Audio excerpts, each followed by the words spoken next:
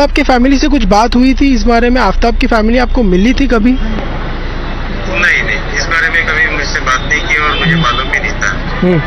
अच्छा, तो सर जैसे कि आपने लेटर देखा है सर, उसमें आपने लेटर में चीज़ें आपने पढ़ा है, लेटर में क्या क्या लिखा गया है? श्रद्धा ने ऐसा लिखा कि he is trying to kill me। कैसे पता नहीं? Yes sir. और सर उसमें ये भी लिखा गया है, जैसे कि आप पढ़ सकते हो कि ये श्रद्धा, आफ्ताब ने उसको बताया है कि वो उसके टुकड़े कर देगा, ये भी चीज़ उसमें लिखी गई है सर। तो आप तो के बारे में इसमें एक्शन होना चाहिए था। तो सर एक आखिरी सवाल मैं आपको पूछूंगा कि श्रद्धा का जो इन्वेस्टिगेशन, जो पुलिस स्टेशन में जो कंप्लेंट दर्ज की, उसके 26 दिन के बाद उसने कंप्लेंट वापस की, उसी के साथ साथ ये आफ्ताब ने आज जो इतना खौफनाक काम किया है, आपको क्या लगता है पुलिस ने किस तरह से काम किया है? क्या आपको लगता है इन सारी चीज़ों में कहाँ गलत हुआ, जो चीज़ें गलत हुई? नहीं, ये अभी मुझे लग रहा है कि दिल्ली पुलिस ने तो बहुत अच्छा काम किया है। यहाँ मेरा जब वसई पुलिस स्टेशन में कंप्लेंट हुआ तब ये थोड़ी सी देरी हो गई। उन्होंने काम तो किया है लेकिन ज्यादा रिस्पांस नहीं दिया उन्होंने। आफ्ताब ने और श्रद्धा ने शादी भी की थी, तो इसके बारे में आपको कुछ पता है कि इन्होंने शादी भी की थी? नहीं, इसके बारे में मुझे पता भी नहीं है और शायद शादी भी नहीं की होगी। Right, so we're stepping into a very short break for the time being. We'll come back with more on the other side. Stay tuned.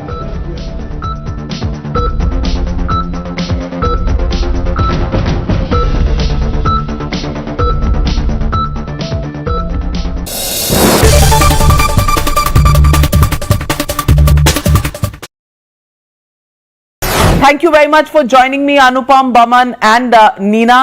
What do you think? Are you defying the age number which is often put next to our names?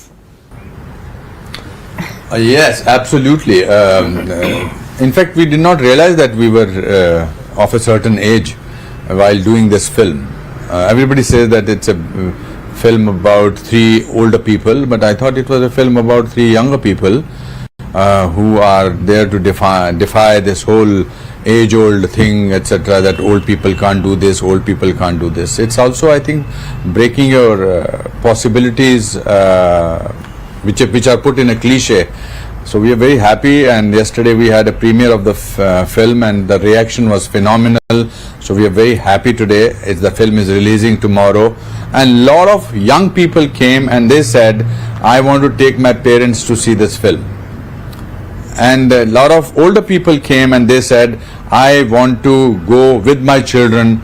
So this whole thing about only for older people and younger people not being there, I think that barrier was broken yesterday. Well, Baman, you think it's the defiance of the age number? Because I believe it took a lot of convincing for you to do the role in Unchai. Why was that? Do you have a problem with Anupam Kher, which is why you weren't agreeing in the beginning? Well, problem with Anupam Kher is अपनी जगह पे क्या करेंगे? There's no argument about that. Of course we do have a problem. Yeah, I'm pulling his leg. No, the thing was I was caught up with some real personal issues, also date issues, and I said to myself, I wanted some more time. I was not doing the film in that sense. I need to clear my head. I lost a few people very close to me. I was, about to curl myself up in a bed with a sheet over my head, and that's what Unchai is actually about. And he came to this very room, must have sat here, Surajji must have sat there, he heard the entire narration, and then after the narration, Mr. Kher asked Surajji, so who is doing this film? So he says, Amit Srivastav is Amitabh Bachchan Saab, and he is playing Om Sharma himself. So what about the third handsome guy, the handsome character he keeps mentioning in the film? So he says, I'm thinking of Surajji in his own sweet way, thinking of me, and so far And he had a fit over it. He's saying, what do you mean so far? Why has he not agreed to the film already?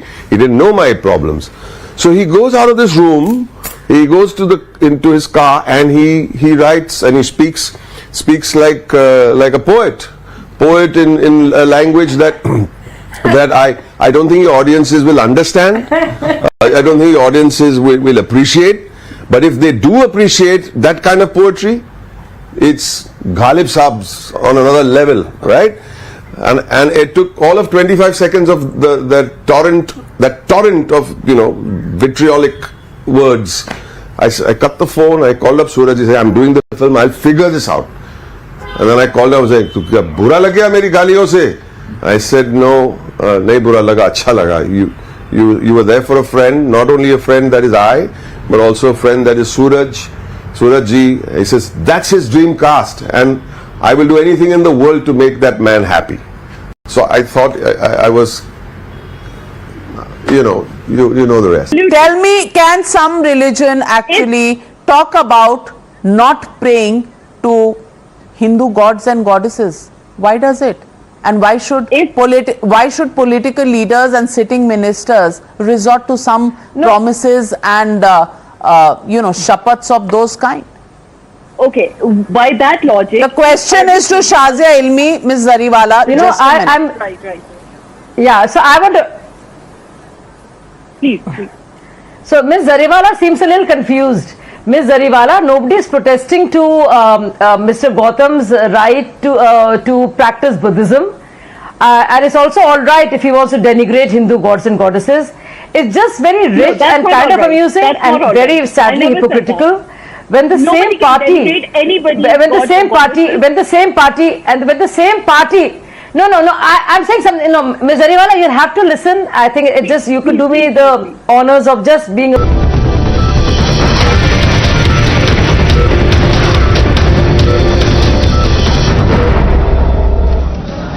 Welcome back. Now, there's been a tense atmosphere near the Assam-Meghalaya border a day after the clashes that had broke out there, where 6 people lost their lives. Security was heightened at that border following the incident. Now, the Assam Chief Minister maintains that the boundary between Assam and Meghalaya is now peaceful and that clashes broke out between local residents as well as forest guards. Meanwhile, a delegation of Meghalaya ministers led by the Chief Minister, Mr. Conrad Sangma himself, are set to meet the Union Home Minister, Mr. Amit Shah, on the 24th of November to demand a CBI or an NIA probe into the violence. Here's what Mr. Sangma had to say moments after the violence, as well as Mr. Himanta Biswa Sarma. Investigate at the earliest and ensure that proper and swift action is taken. And as I mentioned, that we have also discussed, I have discussed with CM of Assam that this incident, we are going to ask Government of India that a central agency should investigate in this. Either NIA or CBI should inquire and investigate in this. And Assam government has agreed that they will cooperate, and they will also ask Government of India that central agency should investigate. So that is the status as of now, but we will ensure that investigation moves swiftly. Incidents obviously are critical and are important from all angles, but the peace talks with the HNLC are different. The incident out here that has happened is different, though of course it is within the state, and it does concern all of us. Sorry, there's smoke coming. It does concern all of us, but as I said, the peace talks is something that is completely different, and we will ensure that that also moves forward in the right direction. And strict restrictions were also imposed on vehicles crossing the Jorabat checkpoint. Now, vehicles bearing Assam number plates were in fact not allowed to cross into the Meghalaya side of the boundary amid the tension in the area. We are here in the Jorabat area. This is one of the checkpoints of while going from Assam to Meghalaya. As you can see here, the police have been deployed here, and they are now monitoring the cars that are traveling towards the Meghalaya side. So the number plates bearing the Meghalaya numbers have been allowed to go there. However, the people who are coming with Assam number plates have been halted. As you can see, this is an Assam number plate. They have been halted here and they have been asked as to where they are going. if you go from this route, here, as you can see, it's written to Shillong here. If you can go from this route onwards, you get Meghalaya. However, the cars bearing Assam number plate have not been allowed to pass Barnihad. Barnihad is an area after which you enter Meghalaya, so they have not been allowed to pass here, and the police is continuously checking. They're checking everyone as to where they are going, if they are going to Meghalaya or if they are going to any places in Assam. That's a wrap on News Pulse. Now over to the Times Now editor-in-chief Rahul Shivshankar with India. Thanks indeed, Siddharth. Viewers, you're watching an important news break. You might recall that last week I had told you that political correctness might have held back Shraddha's family, friends, and even the state's agencies from rushing to her aid, even though it was common knowledge that Aftab was brutalizing her. At that point, your channel had no idea, absolutely no idea, that Shraddha had in fact alerted the police seeking their help in the face of repeated death threats and beatings from Aftab. Yes, viewers, she had. 2 years to the date. Today, viewers, Times Now has accessed her plea, a letter she wrote to the Vasai police 2 years ago on this day. In this letter, Shraddha says that Aftab threatened to cut her into pieces and throw her away. In a way, Shraddha chillingly predicted her own death at Aftab's hands. She even knew what he was going to do to her and how he was going to dispense with her body, with her remains, viewers. The letter makes for a harrowing read. Shraddha talks about the battering she had got from Aftab, not once but repeatedly, about bruises and Aftab's attempts to blackmail her that went on for months altogether. Significantly, the letter also categorically says that if something were to happen to her, then the police must hold Aftab singularly responsible for it. Viewers, this is a chilling premonition. Now we can all imagine the constant fear she was living under. She was so young, viewers, so young to have been so burdened by her own fears. But the police, viewers, and this is the sad part, the police, it appears, to have done absolutely nothing. Zilch. Nothing. Indeed, the letter was written on the 23rd of November 2020, and the stamp at the bottom of the letter shows that it was duly received by the police. They behaved, viewers, like they were one giant letterbox. A more responsive police force would have informed Shraddha's family. Viewers, but the father said he wasn't told. He had no clue. He wasn't even speaking to Shraddha. They weren't on speaking terms. So had the police just picked up the phone and said, "Are you Shraddha's father? Well, this is what your daughter has sent us. We don't know how to act. Do you know about this? Why don't you go and meet Aftab? Contact your daughter. Else we will do so." None of that happened. In fact, Shraddha's father has now blamed the police for effecting a cover-up. Of course, viewers, there will be many of you who will say that the father should have been more attentive, that even if she was in a relationship, that they did not find palatable for whatever reason, he should have at least kept in touch with her. Of course, viewers, and I'm sure her father regrets this. But the question is, viewers, sometimes when your own child is adamant, pursuing a course of action, has an agency quite of her own, it becomes difficult. It's never easy. But viewers, it was very simple for the police. They had no such choices. They had no such personal dilemmas. But why is it that the police didn't lift a finger to secure Shraddha? If the police, then under Uddhav Thackeray's Aghadi Sarkar, had acted, maybe Shraddha could have been saved. Maybe, viewers, just maybe. The Vasai police, of course, has said that Shraddha withdrew the complaint.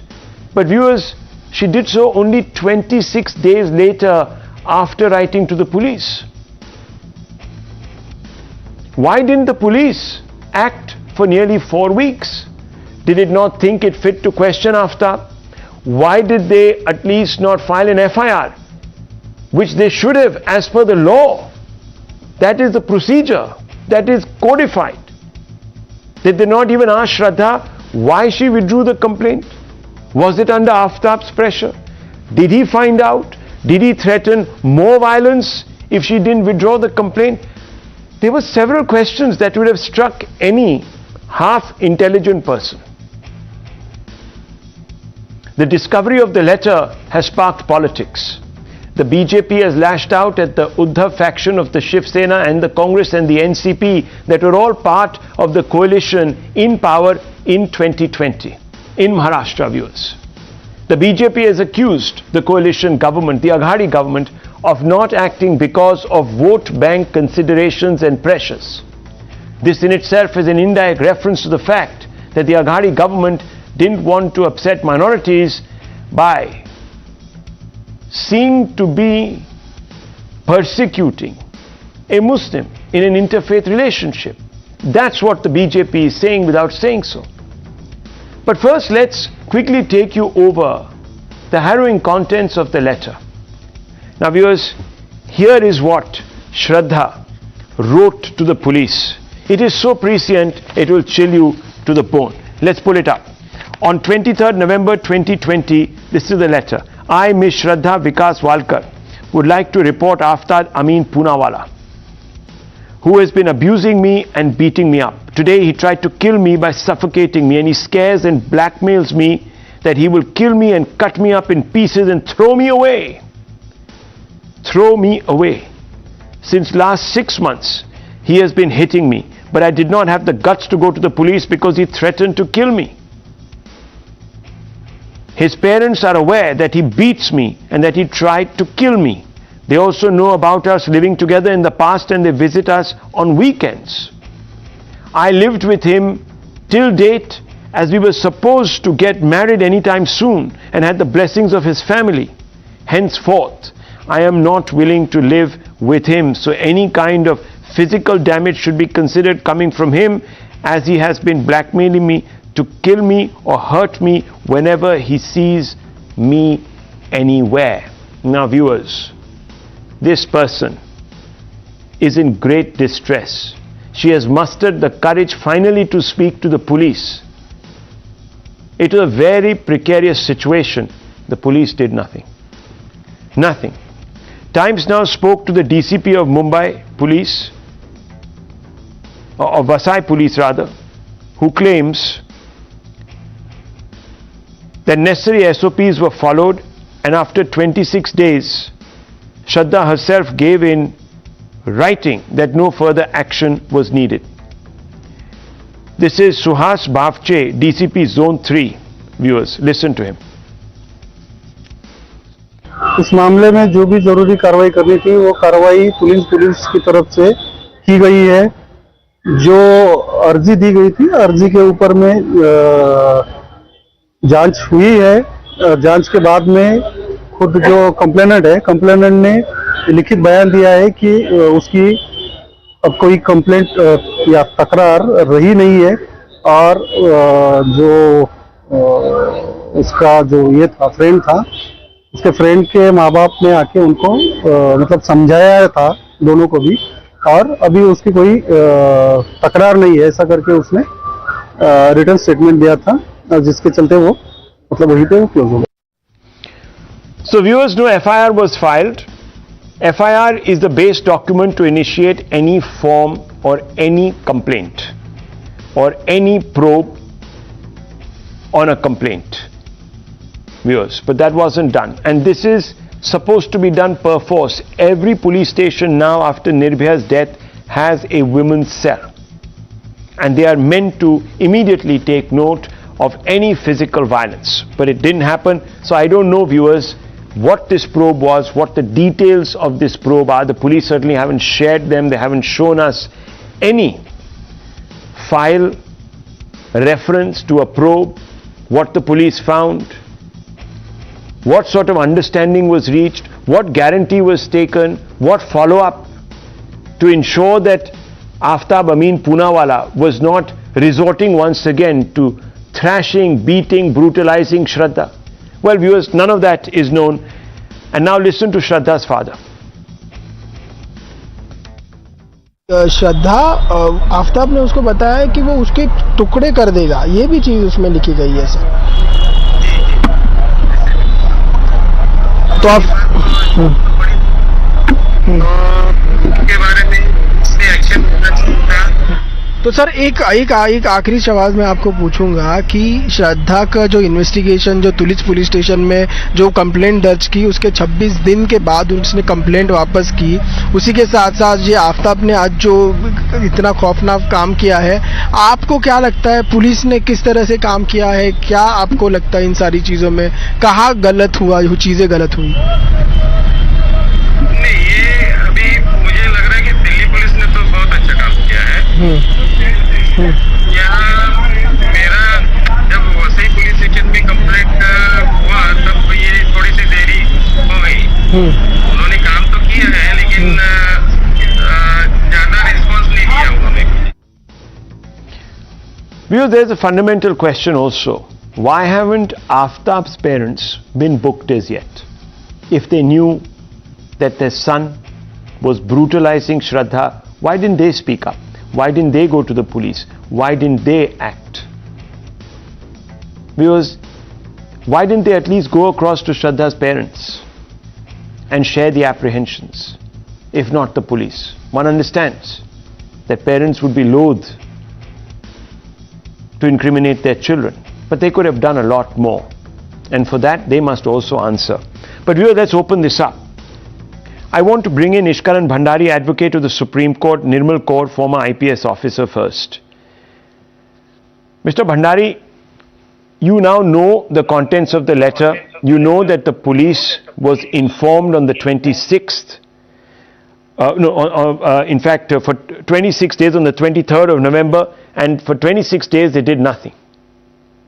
That's a simple question to you.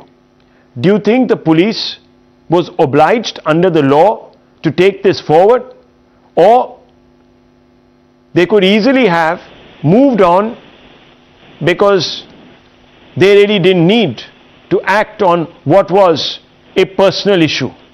Ishkan Bhandari. I'm sorry, Rahul, my earphone is not working. Am I audible? Yes, you are. Go ahead. Yeah. Rahul, of course there is a police failure here. There is a three-layer failure here as I see it. Once of policing, because this lady is saying that he is threatening to kill me and to blackmail me and to cut me in pieces, and it came through.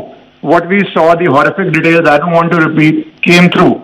If you remember on one of your first debates, I had said when the story was floating around that she wanted to marry Aftab and that is why Aftab killed her, I remember saying usually this is done when a woman is wanting to leave an abusive relationship, that a man gets enraged and does this. This letter shows that as early as 2020, she felt she should leave this abusive relationship. All the young girls hearing that, telling you from my legal experience, if a man hits, please leave. They don't improve.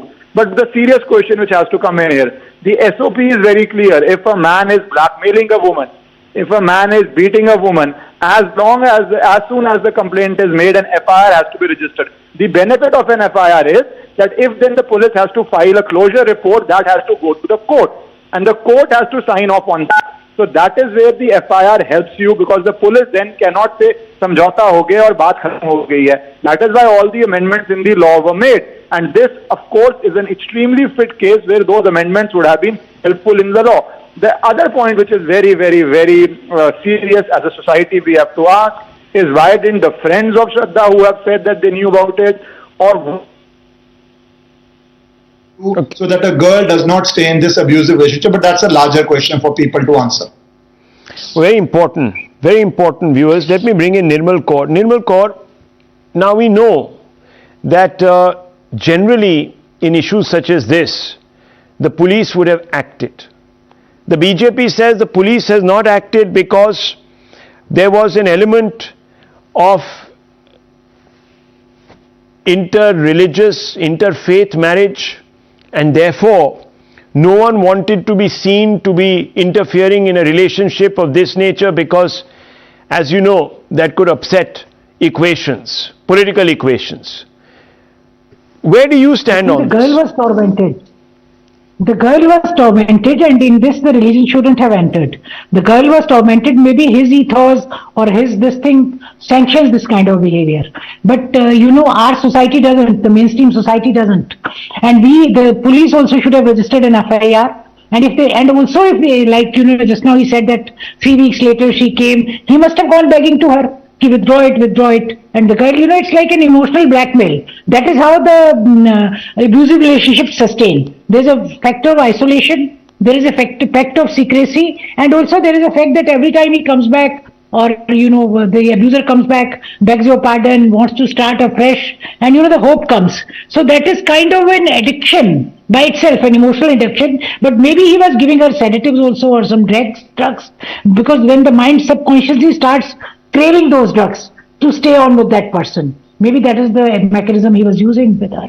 Because she seems to be a girl with a lot of spunk to begin with. And she lost it all. I don't know how. But this abusive relationship is established. And 2 years back also he threatened to kill her. And no notice was taken of it. That also speaks that the girl had no support system around her. Either parents or friends or family or some social organizations. Because police is a brute force. Let's be honest, till date police is a brute force. Yes, they should have registered an FIR, they should have followed up, but also there should be some social organization where women in distress like this could go. There are any number of NGOs we have, any number of support systems we have, counseling, legal aid cells, this and that, but I think people are not aware of them. They have a helpline that also sometimes, if you make a call, so many times the helpline no one even picks up. Leave alone a helpful person, an understanding person answering it and putting you to the right people. Right. That never happens. So, I think we need a social system to support these kind of women who are in domestic violence situations, and to support them to get them out. Okay, Asif Bhamla, many people are saying that the BJP's decision to politicize this is unfortunate. How do you respond to them? All I can say is that Shraddha could have been saved. It's very unfortunate because I'm sure there was a plan in place beforehand. It couldn't have just happened. That is my assumption. I could certainly be wrong. But it's important, to certainly take into consideration, the role played by the investigation authority at that point in time. Right. You see, that certainly cannot be. So what held them back? Mr. Bhamla, what held them back? What held them back? This is a government supported by the Congress party. One second, Mr. Bhamla. Let me just quickly make I'm not able to complete. No, I've not got a chance to even. No, I'm just wanting to ask you. Rahul, and you just. Yeah, 1 second, Mr. Bhamla. I just want to ask you a specific question. We can all speak in generality. I just want to get into a few specifics. Now, this was a government that was supported by the Congress party, the NCP, both of which have committed themselves to women uplift. In fact, the Congress party's one of their lead campaigners, Priyanka Gandhi Vadra, has always come out and said that women need to be secured in our society. Ladki hoon, lad sakti hoon is the campaign that she launched in Uttar Pradesh. If you remember, in the run-up to the last elections in Uttar Pradesh. Despite that, the commitment of this government has been found wanting. What could be the reason? You see, I will reiterate as two factors. You see, there could have been an emotional factor where there is a lack of social support, and with the sense of shame that normally a woman feels in a situation like that. That's one part. Second part, I would certainly also like to blame the government in place at that point in time, because 26 days this complaint was filed and then the complaint was withdrawn. You see, even after the complaint was withdrawn, why was an FIR not filed out? Now that we know that there's Nirbhaya in place and there is, it's such a sensitive issue, this is not something which can be taken for granted. I mean, certainly the government of the day then also has to answer, because I mean, I am sure that's exactly where the people blame, that the government and the officials then, the police itself, I mean, they were also given to the responsibility of Vasuli. You see, so they were also forced. We can't fully blame the police. It was they also were reporting to their masters. You see, they had certain other tasks rather than this law and order, which was more significant and which was more important, which was not the Deputy Chief Minister of Maharashtra, which was not Mr. Fadnavis, much attention, and a senior BJP leader Ram Kadam have also spoken on this. Okay, Mr. Bhamla, let's open this up. Yeah, today we have a Home Minister in Devendra Fadnavis, and you will see he will certainly walk the talk, because it is certainly a serious issue, and Shraddha has been from Maharashtra and she has been denied from justice in the past. Okay, well, the Home Minister of Maharashtra, Mr. Fadnavis, spoke to Times Now. So did Ram Kadam, another senior leader from the BJP. Let's listen in, viewers, to what they said. And I want Lokesh Jindal, Sanjay Jha and Mr. Shiv Sena's Mr. Gade to respond to this. Listen in. वो पत्र मेरे पास भी आया है, मैंने उसको देखा है, बहुत सीरियस पत्र है, उसके ऊपर क्यों कार्रवाई नहीं हुई इसकी जांच हमको करनी पड़ेगी। मैं किसी पर दोषारोपण नहीं करना चाहता, लेकिन इस प्रकार के पत्रों पर कार्रवाई अगर नहीं हुई तो ऐसी घटनाएं होती है, इसलिए जरूर उसकी जांच की जाएगी। ऐसा कार्रवाई होती तो शायद जान बच भी जाती। जब चिट्ठी लिखी गई है तो महाराष्ट्र में उस समय उद्धव सरकार थी। कौन से ऐसे कारण हैं कि उद्धव सरकार ने किसी को जान का खतरा है ऐसी चिट्ठी मिलने के बाद भी कार्रवाई नहीं की? वसूली खेल में और तुष्टीकरण की राजनीति में यदि उद्धव सरकार लिप्त नहीं होती तो श्रद्धा की जान बच पाती। Vasuli and appeasement was on their mind.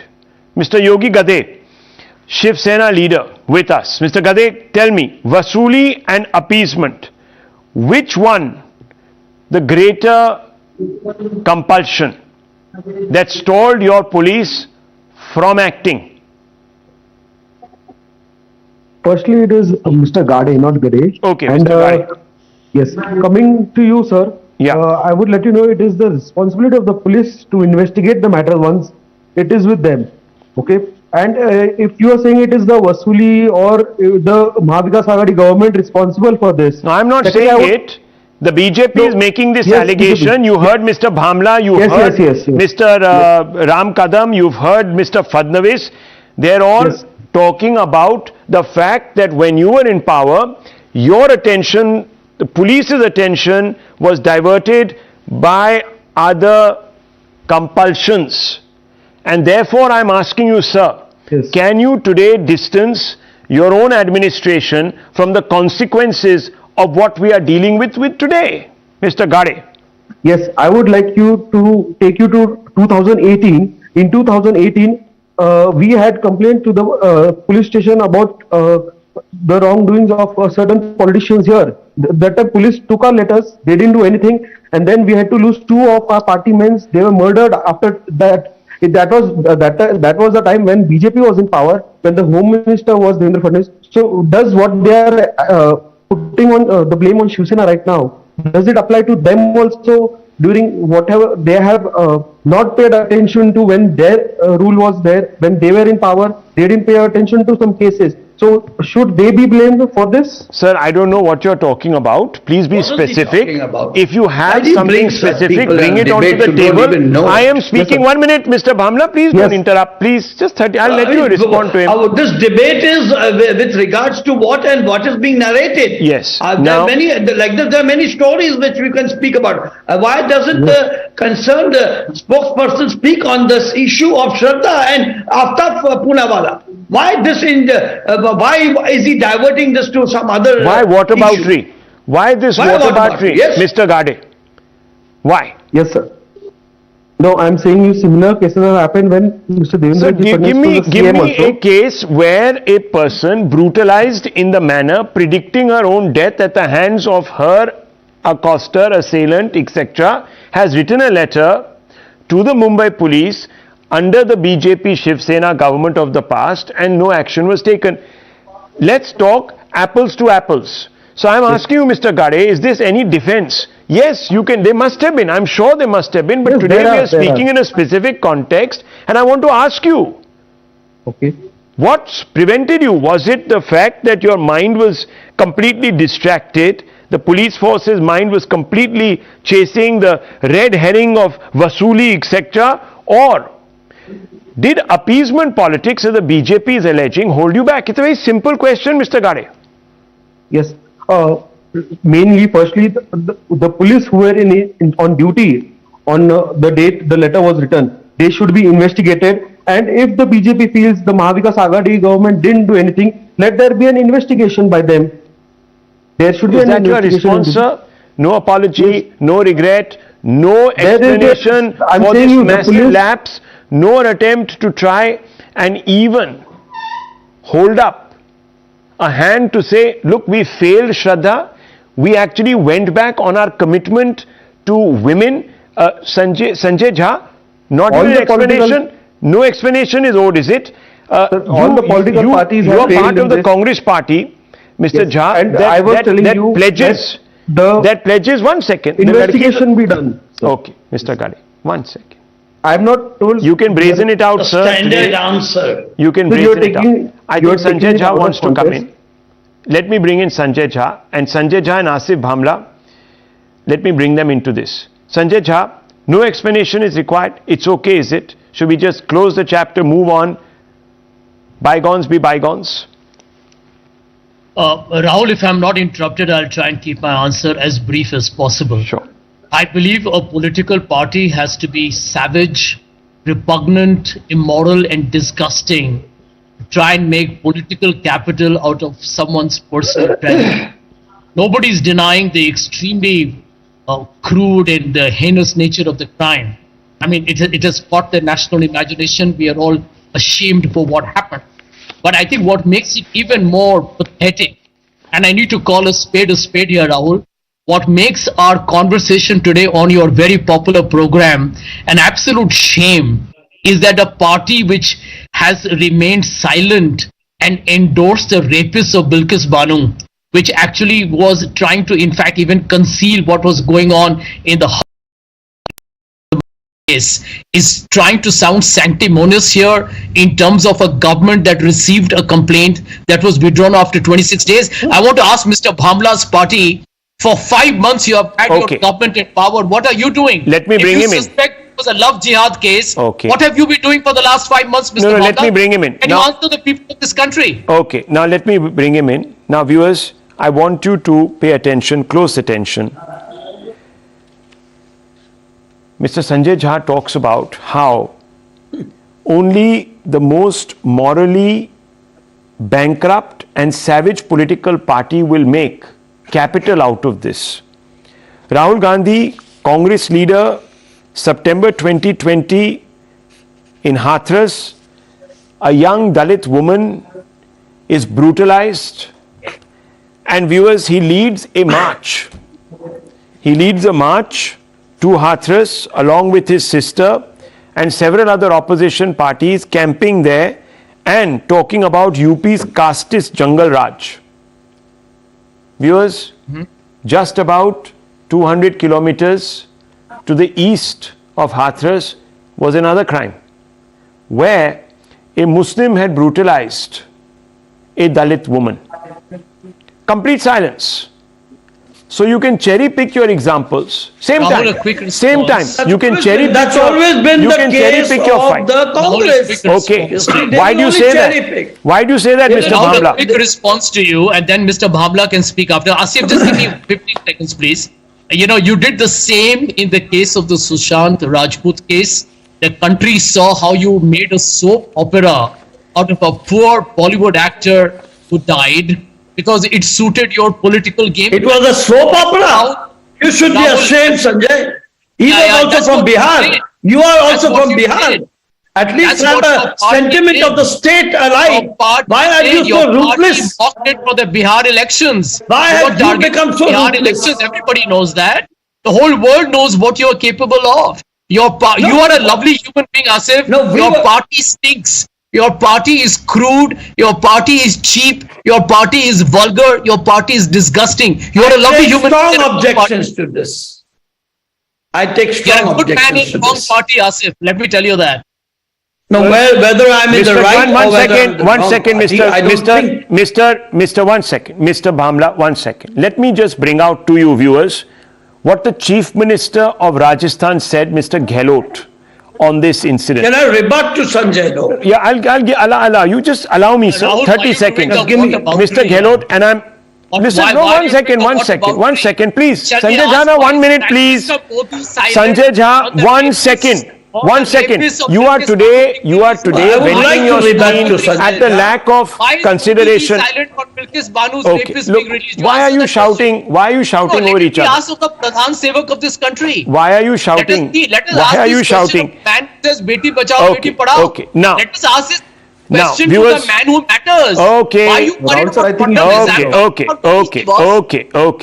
Whose Fadnavis is irrelevant. He's a cipher. Of course. Mr. Modi calls the shots. Mr. Modi, drag him in. He was of course the Home Minister of the state in 2020. Now 1 minute. 1 second. Sanjay Jha, look, either I'll have to silence you or you please maintain decorum. Please. Okay. I'm requesting you. Okay? You're a sensible person. Ashok Gehlot, Rajasthan Chief Minister. This is on Shraddha, viewers. Look at the casual disregard. These kinds of incidents keep taking place. I do not want to repeat it over here. Women have to suffer several atrocities. We'll have to keep politics aside and come together. Only then will it stop. Till the society changes, it is not possible to bring a safe environment for women. To bring the change, all parties need to come together. Now, viewers, had Rahul Gandhi said this during Hathras, one would have said there is consistency. At that time, viewers, and correct me if I'm wrong, Mr. Ishkaran Bhandari, Rahul Gandhi played a political hand. In fact, just a few weeks later in Rajasthan, there was a brutal rape. But no questions were asked. No Congress leaders went to Rajasthan to camp there. Their own chief minister was not asked a single question. I dare say no one can actually ask Ashok Gehlot a question from within the Congress. They asked him to step in and contest as president. He says, sorry, can't do it. And everyone quietly sat to the side.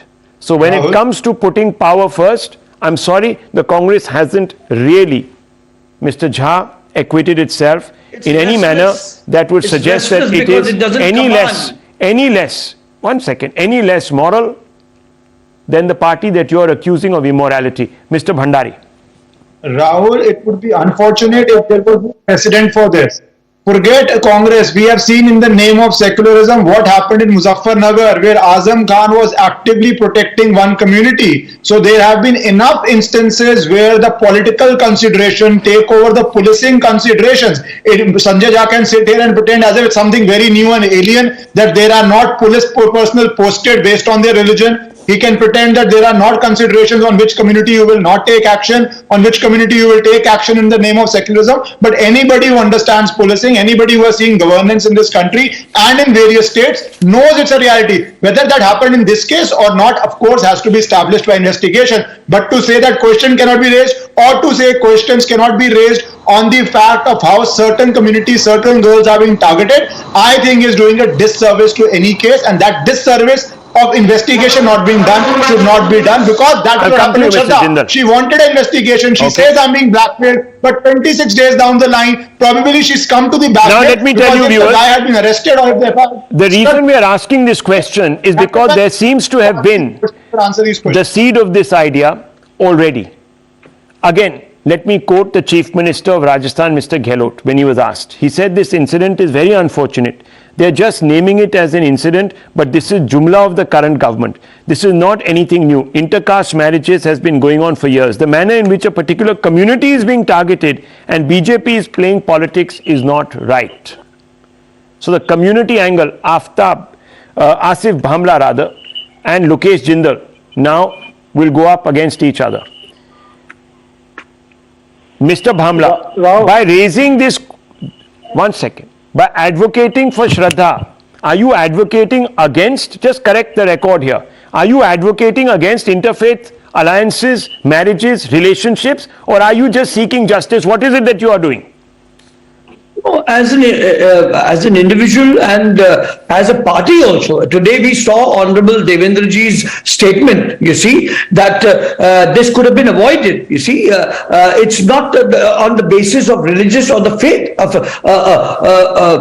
Justice is the justice, irrespective of any community, you see. Whether you see a community, you see, it is, you see, you can't say that there have been governments that who have been concluding or taken a decision on the basis of that on a particular community you should take an action or you should not. But I don't think, as far as this particular case goes, I think there is. It's just that the case Shraddha particularly belonged to Maharashtra, and she's been a girl from Maharashtra, so she certainly, she should be given full justice. And why was justice not given? Why was an FIR not filed suo moto? Okay. That's what is there. I'll bring in Lokesh Jindal and Nirmal Kaur. I'll bring in Nirmal Kaur and Lokesh Jindal. And when Rahul, the withdrawal was done, why did the then concerned administration also not take so moto cognizance of as to what was the reasons which compelled her to take the withdrawal? Okay. Let me bring in Lokesh Jindal. Lokesh we Jindal, just talk about optics of Nirbhaya and all of that. Yes. So let me ask, Vasuli and appeasement. Now, why is Mr. Gehlot deliberately dog whistling by referring to Aftab's religion if it was not a consideration? Was his religion the reason why the police perhaps looked away? Was there some tacit order passed in general that crimes committed by one particular community must not be investigated? Was this the case, Lokesh Jindal? Please respond. The BJP is asking, and many others like Ishkar and Bhandari want to know. Former IPS Nirmal Kaur is here also, and I'm going to bring her in and ask her whether the police sometimes is pressured by governments to take politically afraid, so viewers, politically selective action. Yes, Mr. Rahul, why aren't questions being asked to the BJP? Because if you look at the entire scenario, now this person was living in Pahadi Chhatarpur and was disposing of body which was 3.5 kilometers away in the Mehroli Forest Ridge area at night 2 to 4 a.m. Now the point is, this person is walking with that particular bag in hand and throwing off the skull. Now where is the patrolling vehicle? Now when you are talking about Delhi police, don't you think that Mehroli area, which is a crime area, criminal area, it needs to have barricading, it needs to have patrolling. Criminal area. Lokesh Jindal, please. No, I'm talking about the Don't reduce everybody to a criminal to make a political point. Criminals don't live in Mehroli. This is ridiculous. No, I'm talking about the Mehroli Ridge area. Can I come in here? At night, 2 to 4 a.m., if somebody is coming with the body part and is able to dispose them off, not for one day, but for 4 months, where was the patrolling of the Delhi police? Nirmal Kaur, and secondly, it's nothing to do with hang on. Mr. Jindal has very artfully placed the ball in the Delhi police court. Now, Nirmal Kaur, is this logical, this response from Mr. Jindal, or is it a very clever way of deflecting? Ms. Kaur. I think when in 2020 there was a report to the police should have taken action.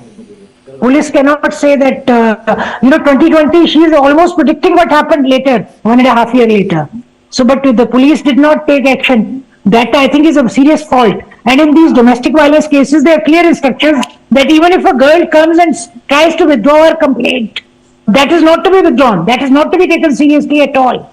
That is the pattern of all domestic violence complaints. Women come, then he must be begging her, or he must have, placated her, or in some way, reassured her. And she comes back because she is a poor girl in love. So it is a normal police protocol. Not even if the girl withdraws a complaint, once it is made, it is not to be withdrawn. So it's not to be withdrawn. Lokesh Jindal, it was withdrawn. It was allowed to be withdrawn. There was no probe for 26 days, and you are blaming the Delhi police. Next you will blame Amit Shah. Then you will blame the Prime Minister. Isn't that the pattern?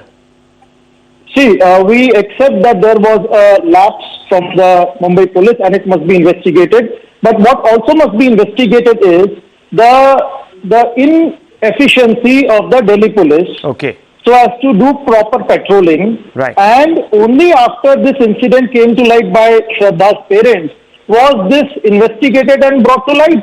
In other words, what Mr. Lokesh Jindal is saying, viewers, if at night you want to leave your house with a polythene bag, you will be questioned, you will be taken, detained, asked questions. This is no longer a free country, it's a police state. You will not be asked a question. You want to go to your neighbor's house with your bag. You want to go to the airport. You want to go to the police station. You want to go to the train station. You want to go to now you want to say that your work. You will be stopped because we will have Nakabandi. Viewers, Rahul, we will have Nakabandi everywhere. Don't you what do you make of this? Forest area? Mr. Jindal, I think you... One second. Mr. Bhandari wants to come in. 1 minute. Silent everybody. Yes. Mr. Bhandari. Yes. 20 seconds. First, if police was to do Nakabandi like this, and Delhi has plenty of Nakabandi, you will say they are profiling a Muslim, they are doing targeting, they are doing profiling. You will have articles in New York Times saying Musliman ki profiling ho rahi hai, uska bag khulwa ke uska bag dekh rahe the. Unless police has a reason to believe, why would they stop a car and tell him to take out all his stuff out and to search it? There has to be some amount of reason before the police does that. Second point here is, Mehrauli is not a criminal area. I don't know where they get their knowledge from. It's a normal area like any other part of this country. So please don't profile the entire area as a criminal area. And third, and the very minor point I want to make in here is, stop defending the indefensible. There were enough lapses done by the Mumbai police, whether that was deliberate or under political pressure, or there were usual things falling through the cracks. That is for investigation to establish. Okay, viewers. There has been a massive lapse. We don't know why. We hope that a probe is now instituted by this government into this lapse. All those who looked away, all those who did not follow the norms, as Nirmal Kaur today, former IPS, has come out and stated, must be asked why. Action should be taken. Disciplinary action should be taken. And I'm afraid, viewers, the political dispensation of that day cannot wash its hands of this matter. You can't have different yardsticks to judge the police and the administration of different states just because you happen to not be in power there, you're in opposition there. That cannot work. I want to move on, viewers, because there has been an unprecedented, dramatic development. Perhaps the kind of development that points to something extremely fragile in the manner in which today China's polity is placed. Viewers, China's zero COVID policy faced a blowback from workers of the world's biggest iPhone factory, an iconic factory in China's Zhongzhou. It's often called as Xi's flagship policy. But behind the Iron Curtain, this flagship policy is now backfiring against the Communist Party. Here's the proof. Massive unrest has erupted in China's Zhangzhou province, where hundreds of workers from a virus-hit factory are marching on a road in broad daylight. Some were confronted by a row of riot police, and the others were not so lucky. Now this, viewers, is a country which is totalitarian. You don't see any protests. you don't see citizens striking back at the state, because they all know that if you do so, you will end up under a tank, or you will be thrown into a concentration camp or into some gulag somewhere. But viewers, what we are seeing is public resistance. Brave citizens fighting for their own rights. What is exactly going on in China? Is it on the edge? If so, why? Are we not today, viewers, picking up the signs? In totalitarian countries, viewers, it's very difficult sometimes for even things like this to emerge, because there is total control over every media. Nothing comes out unless, of course, viewers, some people work together to ensure that a message is put out. What you're seeing on your screens is large-scale protesting. Large scale. Look at the way cars, look at the way, viewers, all sorts of public vehicles owned by the state are being rocked, trashed, vandalized. This suggests a massive outpouring across vast geographies. Let's open this up. Maruf Raza, Group Consulting Editor of the Times Network, is with us. So is Professor Madhav Nalapat, Vice Chair of the Manipal Advanced Research Group. Professor Nalapat, what in your estimation is going on? How is this happened? We are talking about a society where messaging is very important. You don't see stuff like this because this would have been completely vaporized. Well, Rahul, I'd like to say that Xi Jinping has no choice. He has basically said that China will have a zero COVID situation. He has been saying that now for 3 years. And the problem about a totalitarian state, if there is even a small crack in the totalitarian, in the control, then that crack can widen alarmingly. It's not like a democracy where you can have not one but many cracks and still the overall structure of democracy, including the leadership of the country, will go on. So Xi Jinping, to save face, has got to ensure zero COVID, even if he goes to this kind of length to do so. And in the process, what he has done, what has he done in this factory? Is no longer a factory, Rahul. It's a prison. It's one vast industrial prison, a gulag, because nobody can get out of that prison. Family members can't get in, they can't get out. And secondly, every day they are massively tested, and what happens is, because of the lack of sanitation, because of the lack of living space, you have COVID positive people side by side with negative. More people are tested positive, and again more people are subjected to draconian policies. Xi has got to save face. He has made it an article of faith in the efficiency of his regime that there will be zero COVID in China. There is no zero COVID in year 1, year 2, year 3. Okay. Nor will they be in year 4. So the man is stuck on basically a treadmill in which he has to keep going faster and faster because the electric motor is going faster and faster. Let me open this up. Thanks indeed, Professor. Stay on with me. I want to bring in Maruf Raza also. Maruf Raza, these are very, very disturbing signals. Chaos, resentment, and all sorts of social unrest erupting on our screens, and it is widespread. How do you read this? You see, Rahul, one of the things that the Chinese regime traditionally detests is bad press coverage, and they will do everything under the sun to ensure that their weaknesses and their underbelly is not exposed. This is something that China has been, trumpeting to the world, that we are providing a moderately prosperous society. We will provide our people all the necessary opportunities to progress. But, it's the China's ills have come to haunt it. I have argued from April 2020 that the COVID virus spread from China's labs in Wuhan. There were many Americans who dismissed that theory.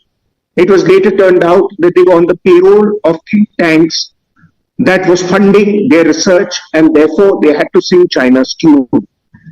Secondly, China has now got a major problem, not just in one odd city, their second biggest industrial city, but 14 provinces, and the disruption is increasing.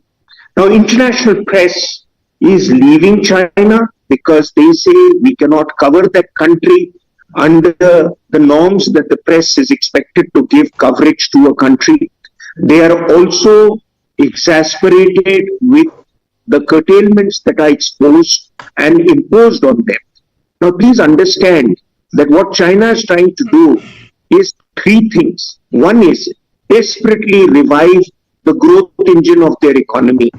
And therefore, any signs of this nature of COVID re-erupting is being crushed. But at the same time, the same people who can make China's economy grow are being locked up.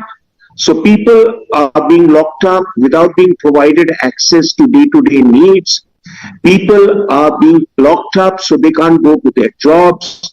Temporary labor that's been brought in for their making up for their lockup is refusing to work there because they say you're putting us in the same COVID-infested rooms and dormitories where these guys had got COVID.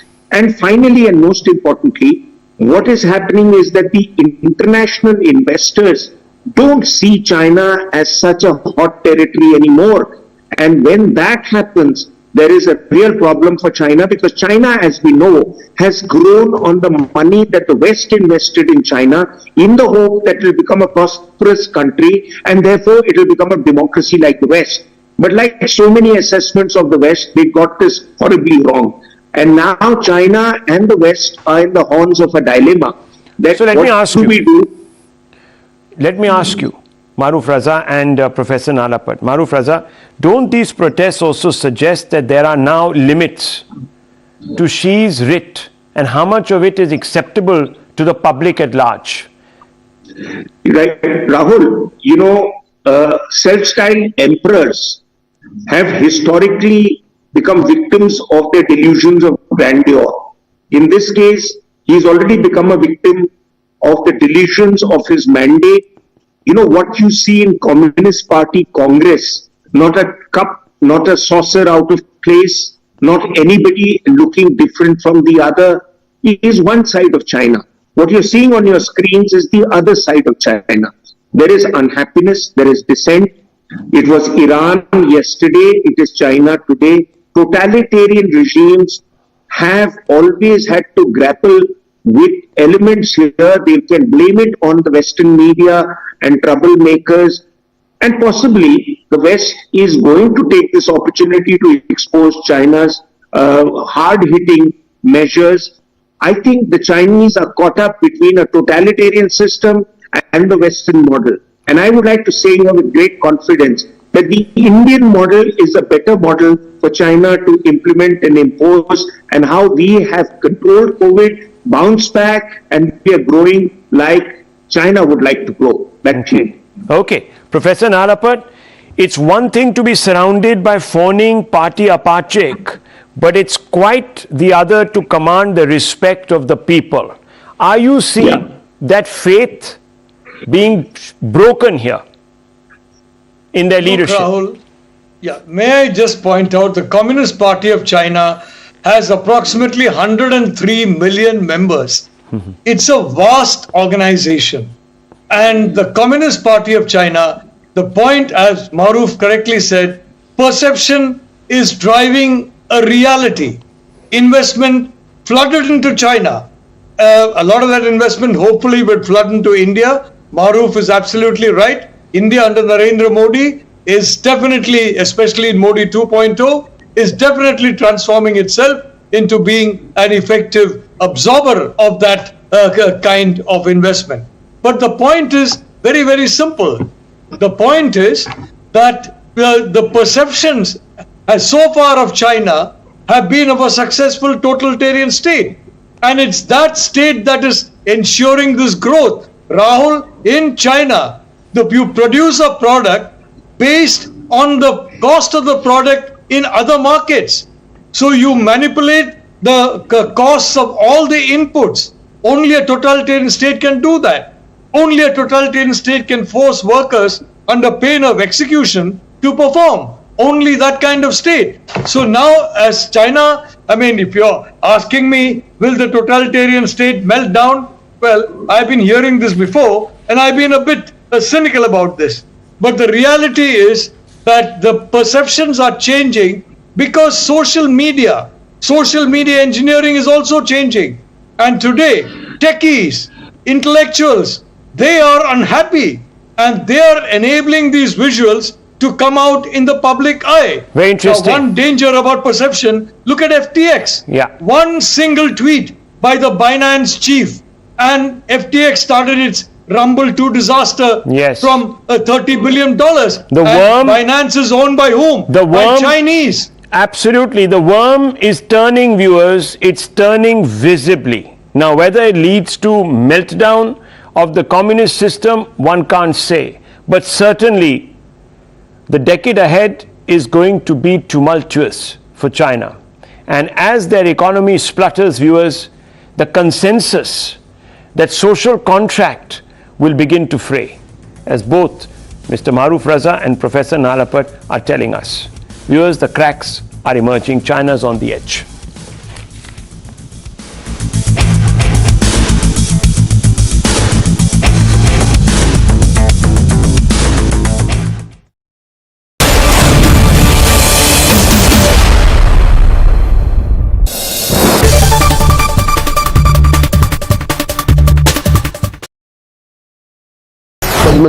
As you know that this morning we staged a protest in Ghatkopar and we have demanded that Delhi police should probe this heinous crime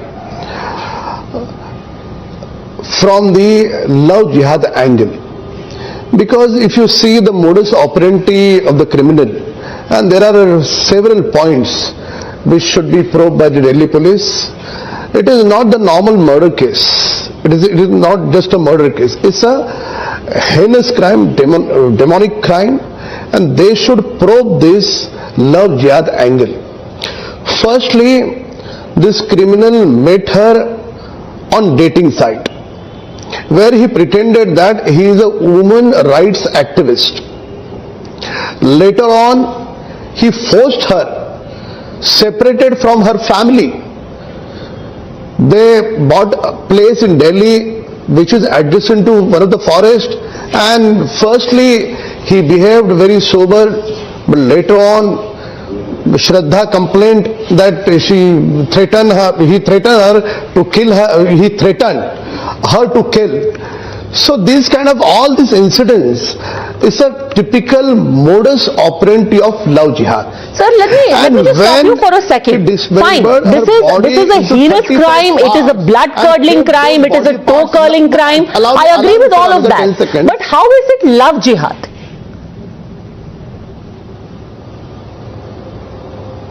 See, do you have any proofs or evidence that it is not love jihad, or does anyone have any proofs that it is not love jihad? For one, love jihad is when somebody forces you to marry or change your religion and fools you into doing so. यहाँ तो उल्टा हो रहा था. यहाँ तो श्रद्धा कह रही थी हाँ मैं शादी करना चाहती हूँ, वो कह रहा था मैं नहीं करूँगा तुमसे शादी. लव जिहाद तो उल्टा होता है ना कि आप कहो शादी कर लो मेरे साथ.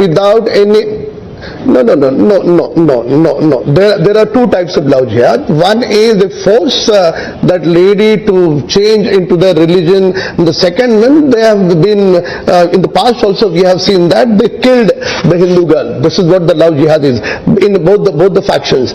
Without investigating or without probing this angle, how can we conclude that it is not love jihad? Okay, how can you conclude? Have any proof that it is not love jihad? How can you conclude, especially when the father is saying so? Vaman, did you watch on social media a video is going viral where I think Salman Khan and Anupam Kher are comparing their biceps. So ye survival of the fittest quite literally? I think I can't quite identify with that just yet. Maybe I'll be inspired to do the pumping iron thing a little later. But I think survival of the fittest for me is the one with the stoutest heart. And I think that makes a big difference to how you're willing to accept how the world perceives you, and how you're willing to roll over and die if you are. If not, you are the fittest in that sense. But I'm pretty envious of this gentleman, flexing his muscles all the time. Everything about him looks like a big muscle, so which is great, and it's pretty inspiring. However, the stoutest heart is the fittest. Baman and Neena and Anupam. Yes, Neena. Yes, go ahead. नहीं पहले आप पूछ लो फिर बताऊंगी मैं. नहीं मैं ये कह रही हूँ कि what I'm noticing between the three of you is just the fact that you're so easy, not just with each other but with your own selves, and that's extremely endearing, because we've seen you in multiple films. I don't think I've missed any of the films that you guys have acted in. The fact is, somewhere maybe the younger generation takes themselves too seriously. I see a kind of ease with which you accept yourself, and that ease kind of translates on. In another leaked video, jailed Minister Satyendra Jain is seen being served non-jail food by attendants. BJP claims the video refutes Jain's claim of losing weight due to denial of food, while Jain instead put up 8 kgs in that period. A fight broke out in a school in West Bengal's Howrah after Hindu students attended school in saffron clothes in protest to Muslim girl students attending classes wearing hijab. West Bengal leader of opposition Shuvendu Adhikari accused the TMC government of appeasement and said the police should conduct an investigation.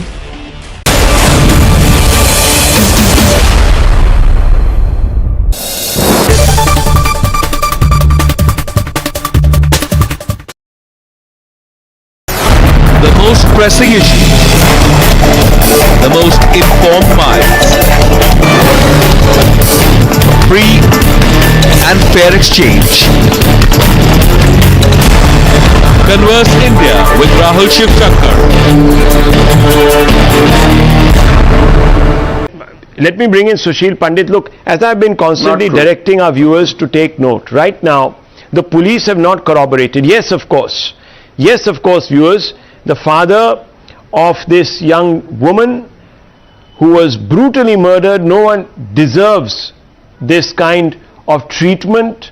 Obviously the person who has committed this crime, if so, remember viewers, I'm playing it safe because otherwise people will troll you and me for saying what I'm saying with definitiveness. So I am making very clear that I'm only saying that if he is allegedly guilty, then he is an animal who needs to be treated as such under the law with the harshest punishment. But Sushil Pandit, are we jumping the gun here to communalize? Rashid Khan says don't do it please, because this leads to the vilification, the labeling of every interfaith union. I can narrate multiple documents. Yeah, okay. Let Mr. Pandit respond to you. I'll come back to you, sir. No problem. Yes, Mr. Pandit, go ahead.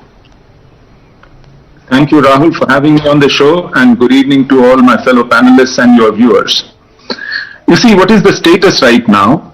Police says they have a confession, and now they are busy piecing together the evidence so that they can build a a foolproof case. That is the status right now. They haven't even filed the charge sheet, as I understand. We are all expressing our opinion, maybe speculating, and you are asking us to opine whether this is a case of love jihad. No, I'm not. And we are supposed to be. No, I'm not. We are supposed to. No, one second. No, very, very clearly, let me put this out there. Not Times Now. Times Now is not asking this question. No. I'm saying our fellow panelists. Yeah. The panelists are discussing whether it is the case of love jihad or not. Yeah. The irony is, we are discussing this whether it is a case of love jihad with those who are in denial about love jihad. They don't even admit to the fact that there is something called love jihad. No, Mr. Pandit, what they are saying is show us the proof. That's what they're saying. Back it up through proof. They're saying that no, of course, even official documentation never refers to this as love jihad. There has been a case of love jihad. Both the esteemed panelists like Mr. Rashid Khan and Mr. Sanjay Jha say that we should not talk about love jihad as a...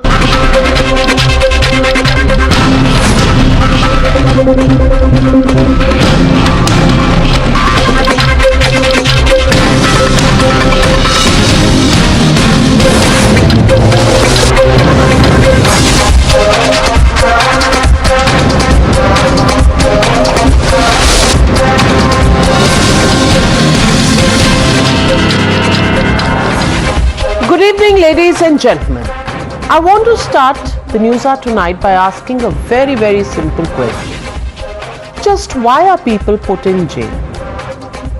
It's done because it deprives them of all their freedom and luxuries. At least that's what the rule book says. That's the way law looks at it. It's a penalty for those who have committed or are accused of a crime which is considered to be of a high magnitude. But what happens when the jailhouse itself is transformed into a resort for a select few? Yes, ladies and gentlemen, if taking a massage from a rapist was not just enough, today there are more videos that have been brought out, and these videos that have been accessed by Times Now show the video of jailed AAP Mantri Satyendra Jain munching a sumptuous meal inside his jail. Well, no problems with that. But then you have somebody to serve it to you. You also have fruits that you are eating, dry fruits that you are eating. That's what the CCTV shows. The latest footage is from September 13th and October 1, and it shows Jain virtually beginning an elaborate meal with appetizers and moving on to salads and other delicious and nutritious food items. From bananas to oranges to water chestnuts, everything is at his disposal. The video showcases a man who is constantly at his service, right from bringing the food to keeping a dustbin near the chair of the jail's minister, the prison's minister, Mr. Satyendra Jain. Many disposable boxes can also be seen on the bed.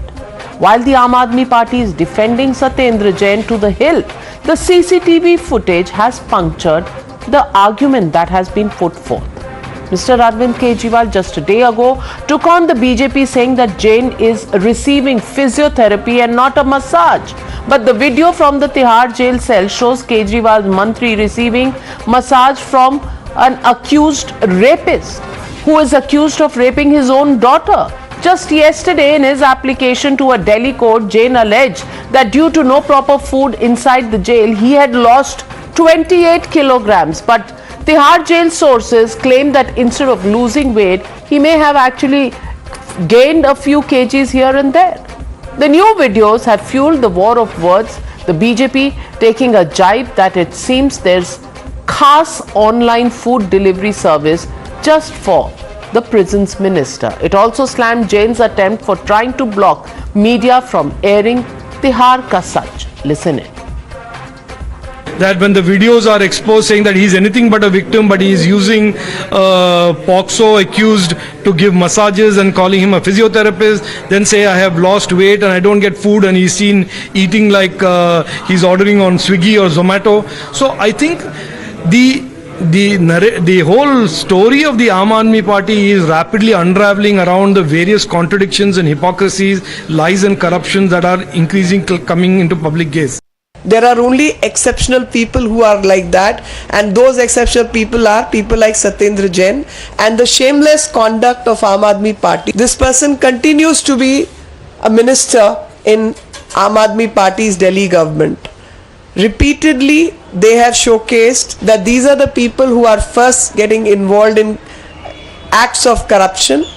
Then inside jail, they are misusing the facilities. This Aam Aadmi Party, which is busy giving certificates of character to others itself is engaging in characterless actions.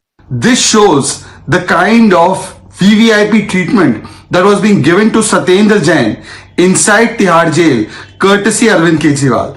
Arvind Kejriwal ji must answer that why a person who was kept in jail for the last 5 months by the courts was being given this facility by keeping him as a mantri to take vasuli from Sukesh and others, to take malish from a rapist, and also why was he allowed to be served such kind of food. The Aam Aadmi Party, however, linked the release of back-to-back CCTV clips to the MCD polls and reiterated that no prison manual has been violated. Listen in to the Aam Aadmi Party's defense. हम लोग काम बताएंगे, हम लोग कहेंगे ये कूड़े का पहाड़ साफ होगा, वो कहेंगे वीडियो। आज भारतीय जनता पार्टी के किसी भी नेता से आप पूछो, जनता पूछ रही है इनसे कि भाई 15 साल में क्या किया आपने, कूड़े के पहाड़ों के लिए क्या किया, कूड़े के ढेरों के लिए क्या किया, साफ सफाई के लिए क्या किया। तो ये कहते हैं ये केजरीवाल जी का वीडियो, ये देखो इनका वीडियो, ये देखो उनका वीडियो। बोलते हैं 250 स्टिंग जारी किए, 1000 गालियां केजरीवाल को दी। लोग पूछते हैं भाई वोट तो तुमने कूड़े के साफ करने के लिए मांगा था, फिर कहते हैं नहीं हमने केजरीवाल को 1000 गालियां दी हैं। तो अब फिर पूछते हैं कूड़ा कौन साफ करेगा, बोले जी वो तो हमको नहीं आता, वो तो केजरीवाल जी को ही आता है। So the legitimate question we are asking on the Newshour tonight, Aam Aadmi Party's clean politics image, has it been dented? That's the question and that's the debate. Jain Jail Junket, that's the hashtag and the debate on the other side. You're watching the Newshour at 9, debate number 1 on Times Now, Super Prime Time. And joining me on the debate tonight, Dr. Akashdeep Puni, political analyst, Huda Zariwala, political analyst, Tehseen Poonawala, also political analyst, supports the Congress party, Karan Verma, author. But my first question goes to BJP's Member of Parliament and National Spokesperson, Mr. GVL Narasimha Rao. Mr. GVL Narasimha Rao, the Aam Aadmi Party says that you are worried about your own report card in elections, whether it's in Gujarat or in the MCD polls, which is why you have now taken to CCTV footage and you're not really the Bharatiya Janata Party, but you are now the Bharatiya Video Party. Would you want to respond to that? I think the responses coming from AAP are extremely, I would say extremely paradoxical. It is the same party which came into politics claiming or asking people to take videos or do sting operations on anyone who is doing anything wrong. And what they seem to suggest that what is happening in jail with Satyendra Jain is exactly, I think, following the blueprint or the rule book. I think this is how the jail manual or jail rules are violated. If this is the facility that our government wants all jailmates to be extended or to be given, let them talk about this. I think the videos themselves expose the hollowness of the Aam Aadmi Party. It exposes the AAP party and all its promises. It exposes them, it trashes them, and they find it so embarrassing, and therefore they are trying to shoot the messenger. We are winning elections repeatedly in Gujarat and also in MCD polls based on our performance. Our performance will give us a massive mandate again both in Gujarat and MCD. But the questions that our party has to answer, or let them claim, let them say that we have indulged in all these violations, all these malpractices. we are a party of corruption, we are a party that wants the top class comforts for all our members, whether in jail or anywhere else. Let them openly accept it. Let them say that we have deteriorated into a party that we feel ashamed of. Let them come out and say this. Well, Dr. Akashdeep Muni, you cannot violate the fundamental question rules in this manner. Dr. Akashdeep Muni, the fundamental question here is that there is a prisons minister who is sitting in the prison. And people will ask this question that his bail has been rejected twice. Once in June, once in November. Twice his bail has been rejected, but he continues to be a minister, and that is the root cause of the problem, because a minister sitting in jail, who is the jail's minister, will get this because he is the boss. He is the administrative boss of the department that runs the jails in this state of Delhi. Number one. And number two, the question here is, instead of questioning the videos, the Aam Aadmi Party is going, to the court to say stop the media from airing the videos. अरे भाई जवाब दे दो, ये क्या हो रहा है? ये स्पेशल है या आम है? क्या जेल ऐसी होती है? Then more people will commit crimes and expect the same hospitality in jails. What's going on, Mr. Akashdeep Muni? चलो मैं जवाब तो दे दूंगा, but I hope that the BJP hears the answer and then does not question again the same question which they have done. First and foremost, I will talk on today's video only because every day they are going to bring one or other video. चलो आज इस video के बारे में बात कर लेते हैं. Then in this video he served food. The court today said that Satyendra asked the jail authorities that why Satyendra Jain is not getting proper food, quote unquote, and he should continue to get Pal, Sabdiya and Meva as per the court. Now the BJP can say that court is like, court is supporting the Aam Aadmi Party. They can say that. Figments of imagination. BJP sahab, bolenge aap. Anyway, second point. Article 31 of the jail manual allows unconvicted criminals to get food from outside, as in this particular case. The court acknowledges it. But BJP will do what? BJP will bring one video after another video after another video. Now my question to you is, चलो video तो मैंने आज answer कर दिया, तो मैंने आपका question answer कर दिया, सर मेरा एक क्वेश्चन आंसर कर दीजिए कि ना कि राम रहीम जी के आश्रम में आपके इतने सारे मंत्री क्यों जा रहे हैं? आपके mayor, Karnal mayor, deputy mayor, senior deputy mayor, BJP Jind MLA and Himachal Pradesh Minister Vikram Thakur, everybody is going and stooping down on a rapist convicted. Why? That you will not answer. No, allow him to answer. Mr. GVL Narasimha Rao, respond to the questions raised. Yes.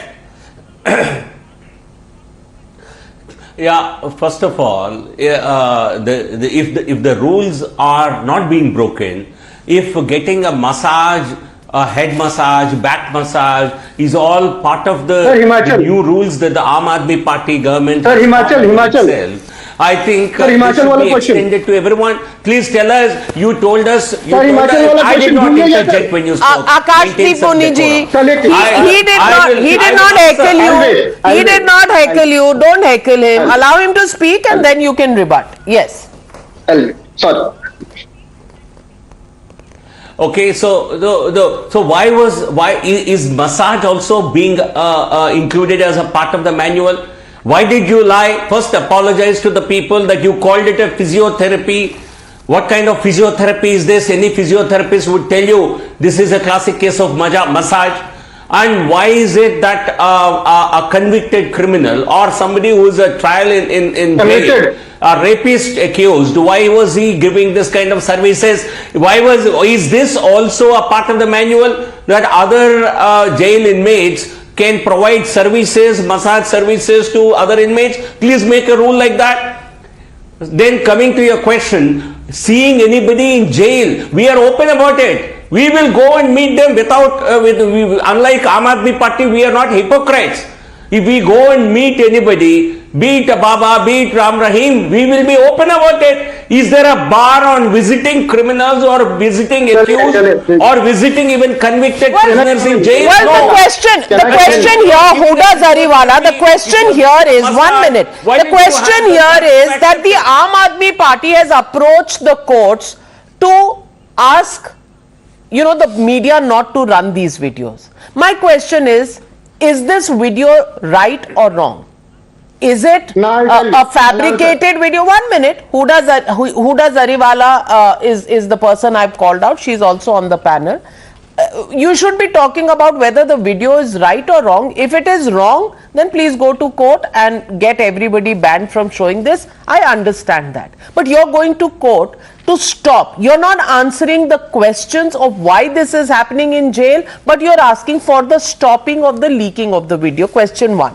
Question 2. You have approached the court in the last 2 days for food to be provided, on which I don't know what Akashdeep Puni is saying. Has the court said कि इनको खाना देते रहो, मेवा देते रहो? The court has not said that. From my understanding, the court has said they have sought details on what he is being fed and how he is being fed and whether or not his dietary constraints and religious requirements are being looked at. They have sought that report. But the affidavit in court says that he has lost 28 kgs. Now, the question here, Miss Zariwala, is that आप कह रहे हैं कि 28 kilo वजन कम हो गया है क्योंकि खाना सही नहीं मिल रहा, लेकिन यहां वीडियो में दिख रहा है कि खाना पीना, तेल, मालिश सब चंपी वंपी सही चल रही है. Question that people are asking, is this normal? ये आम बात है, हर आम आदमी को ऐसी सुविधा मिलती है, या ये खास आदमी है, प्रिजन्स के मिनिस्टर हैं mister Satyendra Jain, that is why he is getting these facilities? Answer the question that the public wants answers for. Hello, good evening, Navika ji. Thank you so much for having me on your show. The question that the public is asking are not invalid, and it is with all due reasoning. To which we answer that here is a gentleman who is undergoing some serious medical conditions. The physiotherapy is part of the prescribed treatment. The so-called massage or champi that is being claimed by the BJP, it is anything but that. It is part of the treatment, which time and again the Aam Aadmi Party has stated via press conferences through the media. Now, this entire case, although being blown out of proportion, should not come to a stage where it becomes a pure media trial where the public does not even understand that the dynamics of the treatment that is going on and how it is going to impact the elections immediate at hand, which is of course the MCD and the Gujarat Chunav. MCD is just round the corner.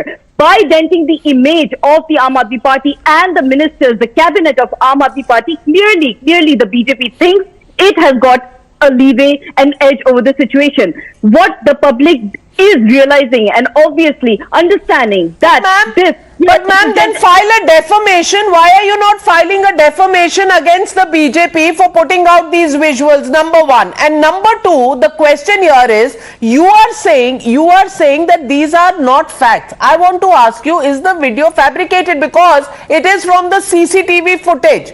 And why do you want the videos to be stopped? Why don't you give an explanation on why what is happening and why these kind of services are being given to somebody who's in a jail?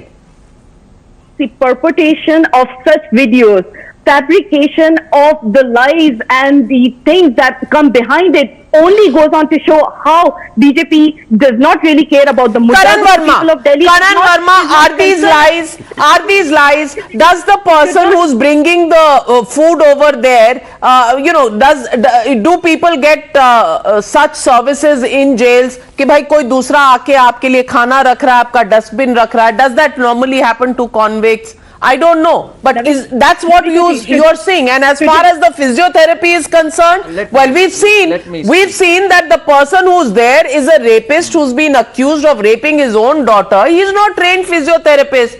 And physiotherapy तो ऐसे नहीं होती है. After all, थोड़ी बहुत दुनिया तो हमने भी देखी है. अब गुजरात चुनाव is being brought in. Gujarat elections, the only question is, केम छो मजामा? Isn't that what is being seen on the video? Navika ji, shouldn't the larger question here be what are the muddas, what are the topics on which Navika BJP ji, is contesting the Navika ji, can I Karan answer, Verma. please? Karan This Verma. question was for me. Sorry. Please, go ahead. Please. Navika ji, I'll just bust all the lies of Ms. Zariwala with due respect and Mr. Muni. Just allow me an uninterrupted minute. Mr. Muni just quoted section 31 of the Prisons Act and he quoted it partially. He said that unconvicted people are allowed fooding and clothing of their choice. The truth of the matter is they are allowed subject to approval by the Inspector General, which is what he conveniently misses out because it suits him.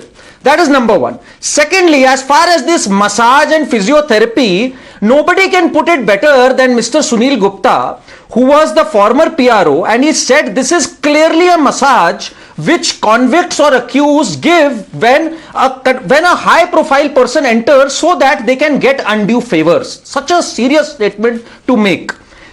Another statement that came was from Dr. Sanjeev Jha, who is the president of the Indian Association of Physiotherapists, who said they are giving physiotherapy a bad name. This is clearly not physiotherapy. Another expose has been made by Justice Mukta Gupta. She said there are only 3 physiotherapists for 16,000 inmates. This was heard in the High Court also. So it is just not possible to get physiotherapy over a period of 3-4 days as Satyendra Jain got over a period of 10 days. So A, you are not allowed food of your choice. B, this is clearly not physiotherapy. And C, today Delhi is asking and Delhi is angry. What would it take for Kejriwal to sack this jail minister? This man can get away with murder. And Navika ji, I raise a bigger question. Arvind Kejriwal, who has great political acumen, we must admit, why is he not firing him when elections are due? Probably Satyendra Jain has some vital information which even scares Arvind Kejriwal. Probably he knows too much, and that is why Satyendra Jain is getting away 6 months with this kind in of jail, still continues to be a minister. It's a question of propriety, and how can somebody who's in a jail be given taxpayers' money as a salary? Can I come in? Yeah, sure. Yeah. Okay.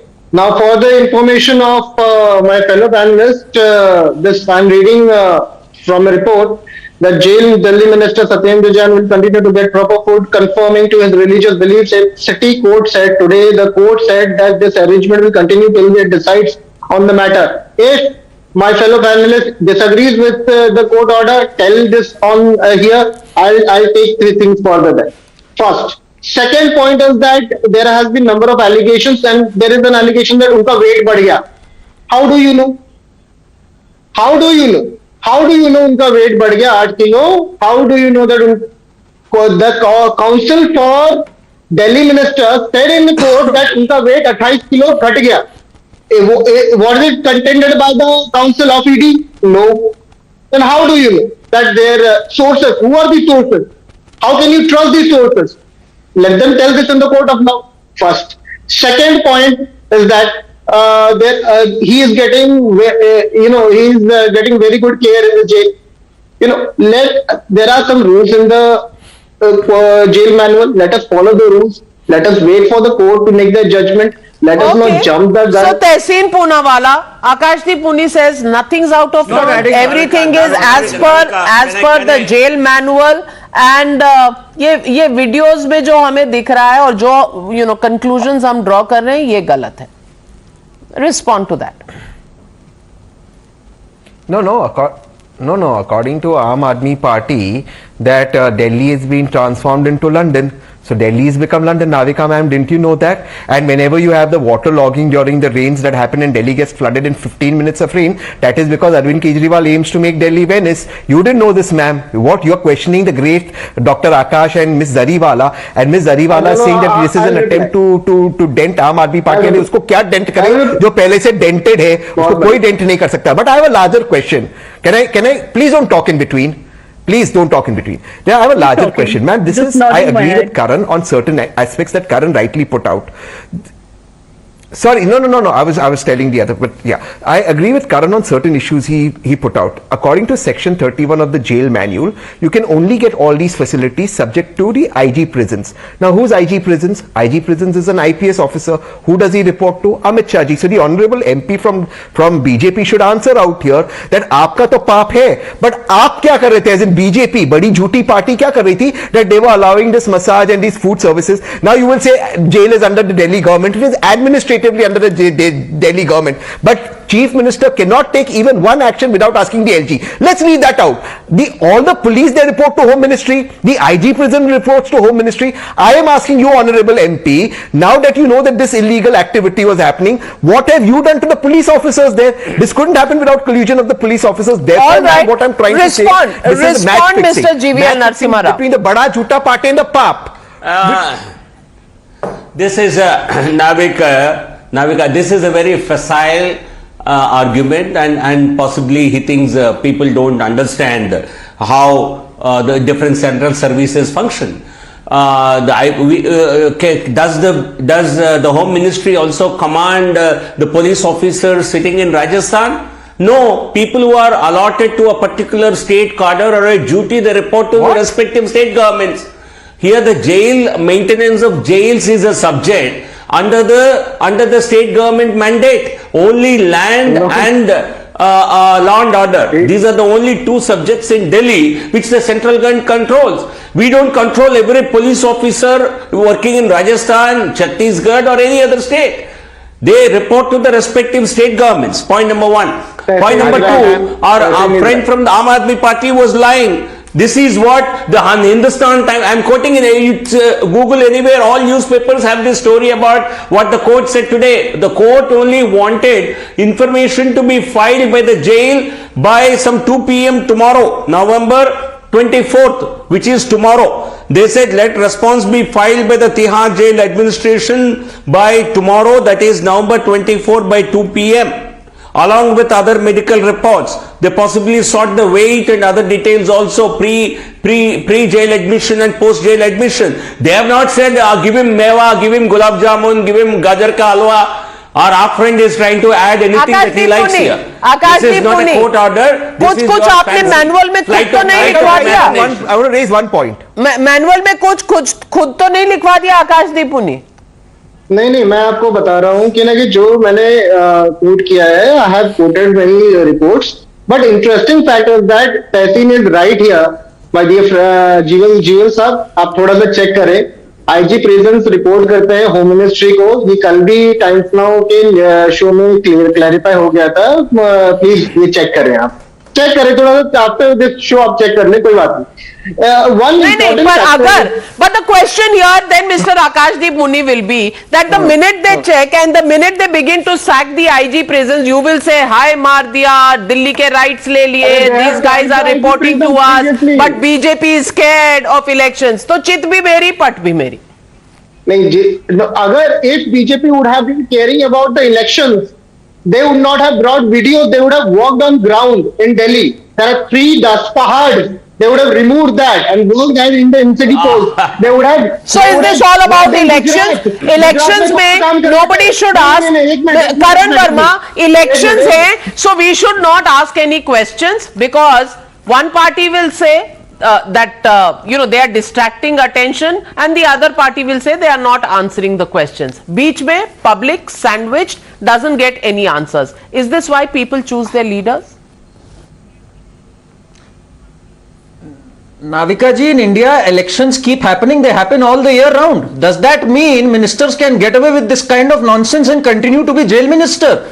And Satyendra Jain, this case has been going on from 3 years in fact. In fact, before that, it started with the CBI filing the FIR in 2017. He has been in jail for 6 months. There were no elections happening then. This happened right after Punjab elections and he has not got bail relief. So why are you bringing elections? But interesting thing, Navika ji, so far Muni Saab conveniently deleted the Inspector General part in Section 31. And now when he realizes Inspector General can report to Delhi Police, to Amit Shah, he brings this up. So Aam Aadmi Party and their spokespersons, they very selectively pick up wherever it suits them. They are totally bereft of facts. They have no facts today. All wrong, bogus facts. Let me Akashdeep Puni. Akashdeep.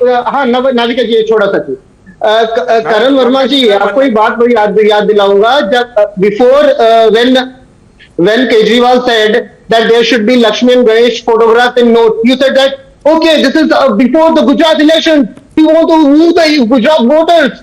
That time you didn't see that elections are coming always. कहाँ चले गए sir? Section 31 बताइए आप जो section 31 गलत coat कर रहे थे उसका जवाब दीजिए। आप कहाँ चले गए? इतना तो आप रिलेट कर सकते हैं।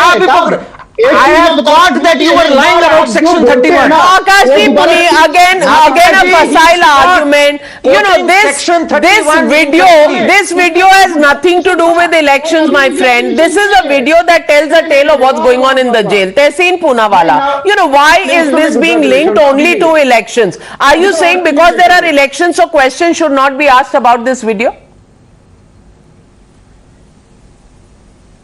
No. In fact, questions should be asked, and I absolutely congratulate you and your courageous journalism that you're putting this out. The people have a right to know the truth. So, no matter what the courts say, as a journalist, you're doing a fantastic job, and kudos to you. But the reason this is coming out now is that on the MCD, both Aapka Paap and Bharatiya Jhutha Party have nothing to speak about. So they're trying to do this. Look, I just asked the Honorable MP one more question. The IG Prisons was sacked after this. So when you could sack him, why didn't you take action earlier? Number one. Number two, today on this show you exposed, we are talking about Rajasthan, Chhattisgarh. Those are state subjects. Here police is under the union government. Please tell me the other police officers, it's obviously not the IG Prisons who was serving Mr. Jain, the other police who were there, those who are guarding, what action have you taken? Today tell the viewers of Times Now that there were 4 constables we've removed from duty, 1 sub-inspector, 1 SHO. Tell the people, look, the fact of the matter is you allowed this to happen and now you're violating Satyendra Jain's privacy by putting out these videos in public domain. Respond, Mr. Narasimha Rao. Respond to the charges made by Tehseen Poonawalla. No, it's a very farcical argument that you are exposing the privacy, you're violating privacy. By that sense, no corruption should be exposed at all. I think there is a violation of rules, violation of jail protocols, and what is the harm if it comes out? And why is Aam Aadmi Party or why are the Congress scared of it? So obviously a party which has indulged in spit and run politics today is afraid of even answering questions based on credible videos, video authority, video evidence. Kejriwal is known to apologize to dozens of people in politics for making completely baseless accusations. But that is why good politics, but evidence is bad politics. Now, when it comes to question of, let's say, police officers in Delhi, they are not under central government. The law and order is under police and central government. And the entire bureaucracy is under the LG because Delhi being a union territory. But GVL Narasimha Rao, you did transfer the IG of the prisons. If you can transfer the IG of the prisons, why can't you approach through the LG? Why can't you approach the president to suspend the minister concerned, who is the prisons minister? Okay, Navika, you raised a very important question. I think possibly, I'm not really aware if there is any precedence in our history where a minister sits in jail because the courts have denied bail to him, not because of any government sending him to jail or any agency putting him in jail. Courts have denied bail to him. How can he continue as a minister? Certainly, this is a question that needs larger answer and debate. And obviously, a jail inmate cannot be paid salaries as a minister, as a public servant. One can continue to remain as an MLA or MP. Even there, I think you should not be paying them salaries if somebody is in jail. I think this is a question that media can take up. I would certainly want to understand what are the constitutional remedies for it. So you can actually run the administration, you can remove IGs, but when it comes to sacking the minister and asking the president to do that, the media should do that job. Is that a valid answer, Karan Verma? No, we will do it. No. But you just asked the media to do that. I said we need to not at all. And I think, can I answer? It's up to you whether to seek those answers. Navika ji, I try to understand. Tehseen actually raised a very valid question.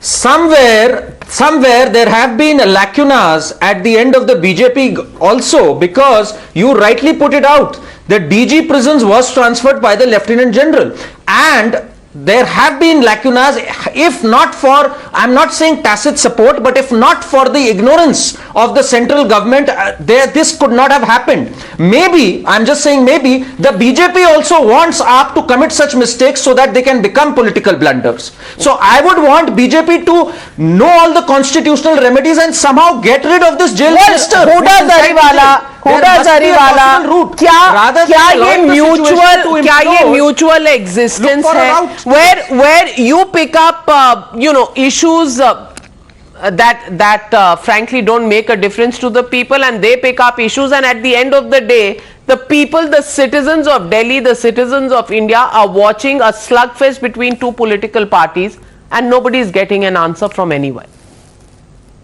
Absolutely, Navika ji, we have reached such the question is directed towards me, right? Yes, Sorry. it is towards you. Yes. And why is the Aam Aadmi Party, which was not supposed to be like other political parties, doing the same game?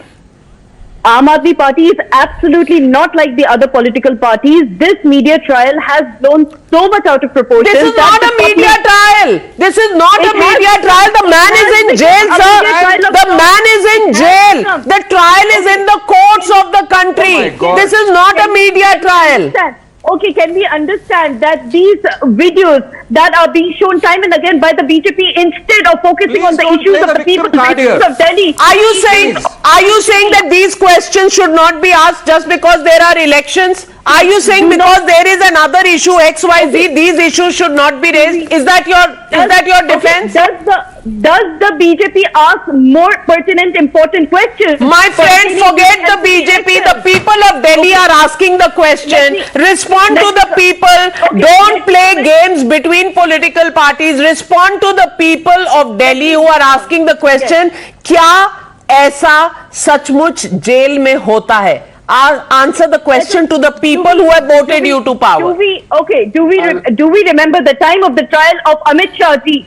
Similar privileges, again, even more. Well, ladies and gentlemen, there it is, right in front of you. As far as the people who vote these parties to power, they don't get an answer. Nobody thinks they deserve an answer. It's a slugfest. That's on there. They will talk about anything but the issue at hand, which is, how can a minister be in jail and still be a minister? How can he be a prisons minister, and because he is a prisons minister, is it really fair that he gets this VVIP treatment in jail? That's the moot question, and for that people of Delhi have got no answer so far. So should we just brush this under the carpet and move on and say ये तो politics है, ऐसा ही होता है? Or should we demand that instead of blocking such videos, the Aam Aadmi Party answers to the people that have raised these questions? Let's leave it at that and hope we get an answer sooner than later. Thank you very much to my panelists for joining me on debate number 1. On the other side, ladies and gentlemen, Shraddha may have been killed, may have had a horrible death, and after death she was cut into 35 pieces. But in May, she actually predicted her death. And May of 2020, 2 years ago, yes, she had sent an SOS to Vasai police detailing in black and white that Aftab will kill and chop her. Those were her exact words. Shraddha went on to state that she's being battered, bruised and blackmailed for 6 months. Take a look at this chilling report.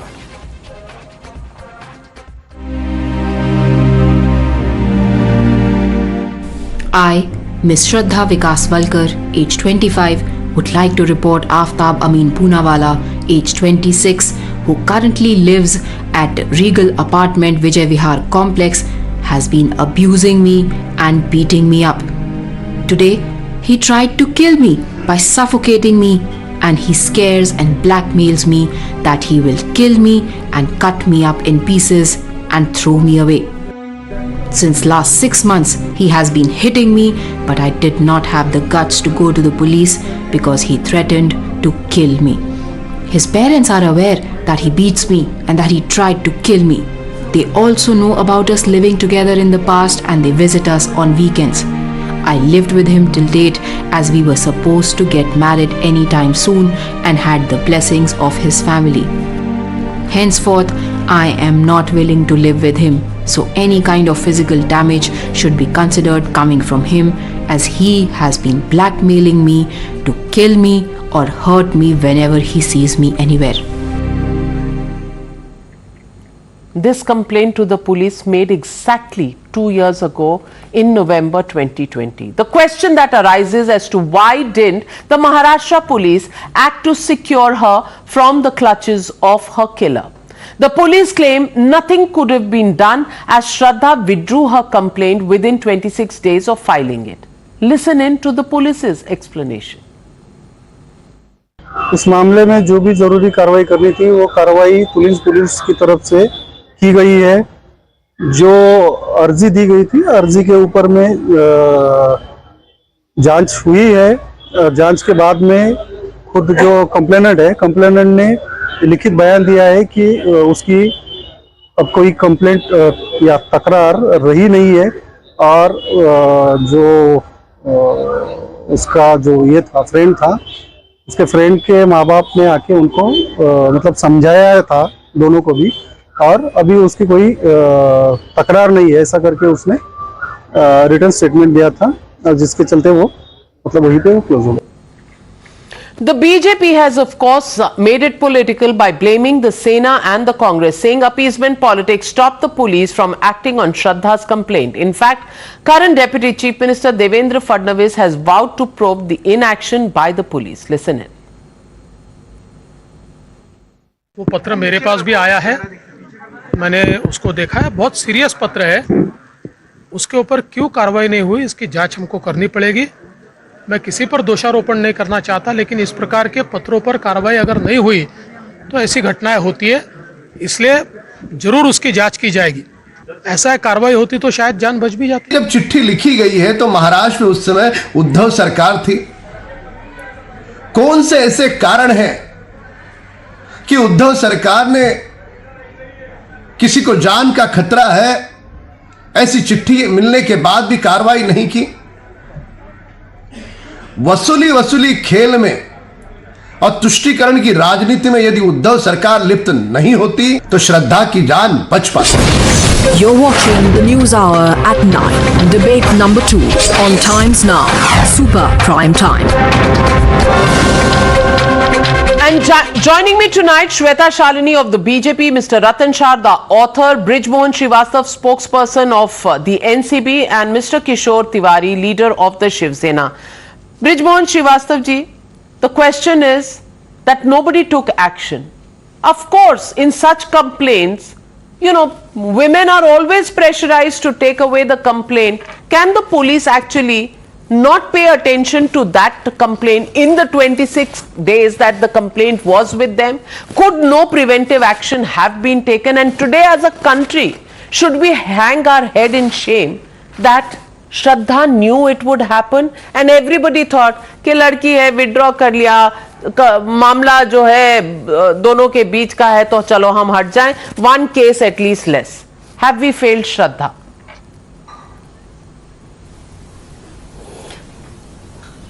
Navika जी, आपका प्रश्न बहुत ही relevant है और ये बात बिल्कुल सच है कि अगर मीडिया ने इस मुद्दे को ना उठाया होता तो मुझे लगता है कि अभी भी ये बात देश के सामने नहीं आती। आप देखिए कि आदरणीय देवेंद्र फडणवीस साहब की जो गृह मंत्रालय है उसके अधिकारी कितने लापरवाह हैं कि उनको मालूम था कि 7 दिन पहले से यह घटना सारे देश में इस पर चर्चा हो रही है श्रद्धा की मृत्यु के ऊपर, लेकिन उन्होंने इस बात का इस पत्र का कोई खुलासा नहीं किया। इससे पता लगता है कि ये जो खोखा सरकार है महाराष्ट्र की, ये पूरी तौर से सोई हुई है। अभी तक तो खोखा सरकार थी, लेकिन अब मेरे को कहना पड़ा है कि सोई हुई सरकार है। दूसरी बात मैं कहना चाहता हूं कि अगर इसकी जिम्मेदारी महाविकास आघाड़ी की है तो निश्चित रूप से इतनी ही जिम्मेदारी इस सरकार की भी है कि इस सरकार को आज 5 महीने से ज्यादा हो चुके हैं। इनको यह पता नहीं लगा कि इस प्रकार का कोई पत्र वहां के थाने में पड़ा हुआ है जिसपे कि उनको कार्रवाई करनी चाहिए थी।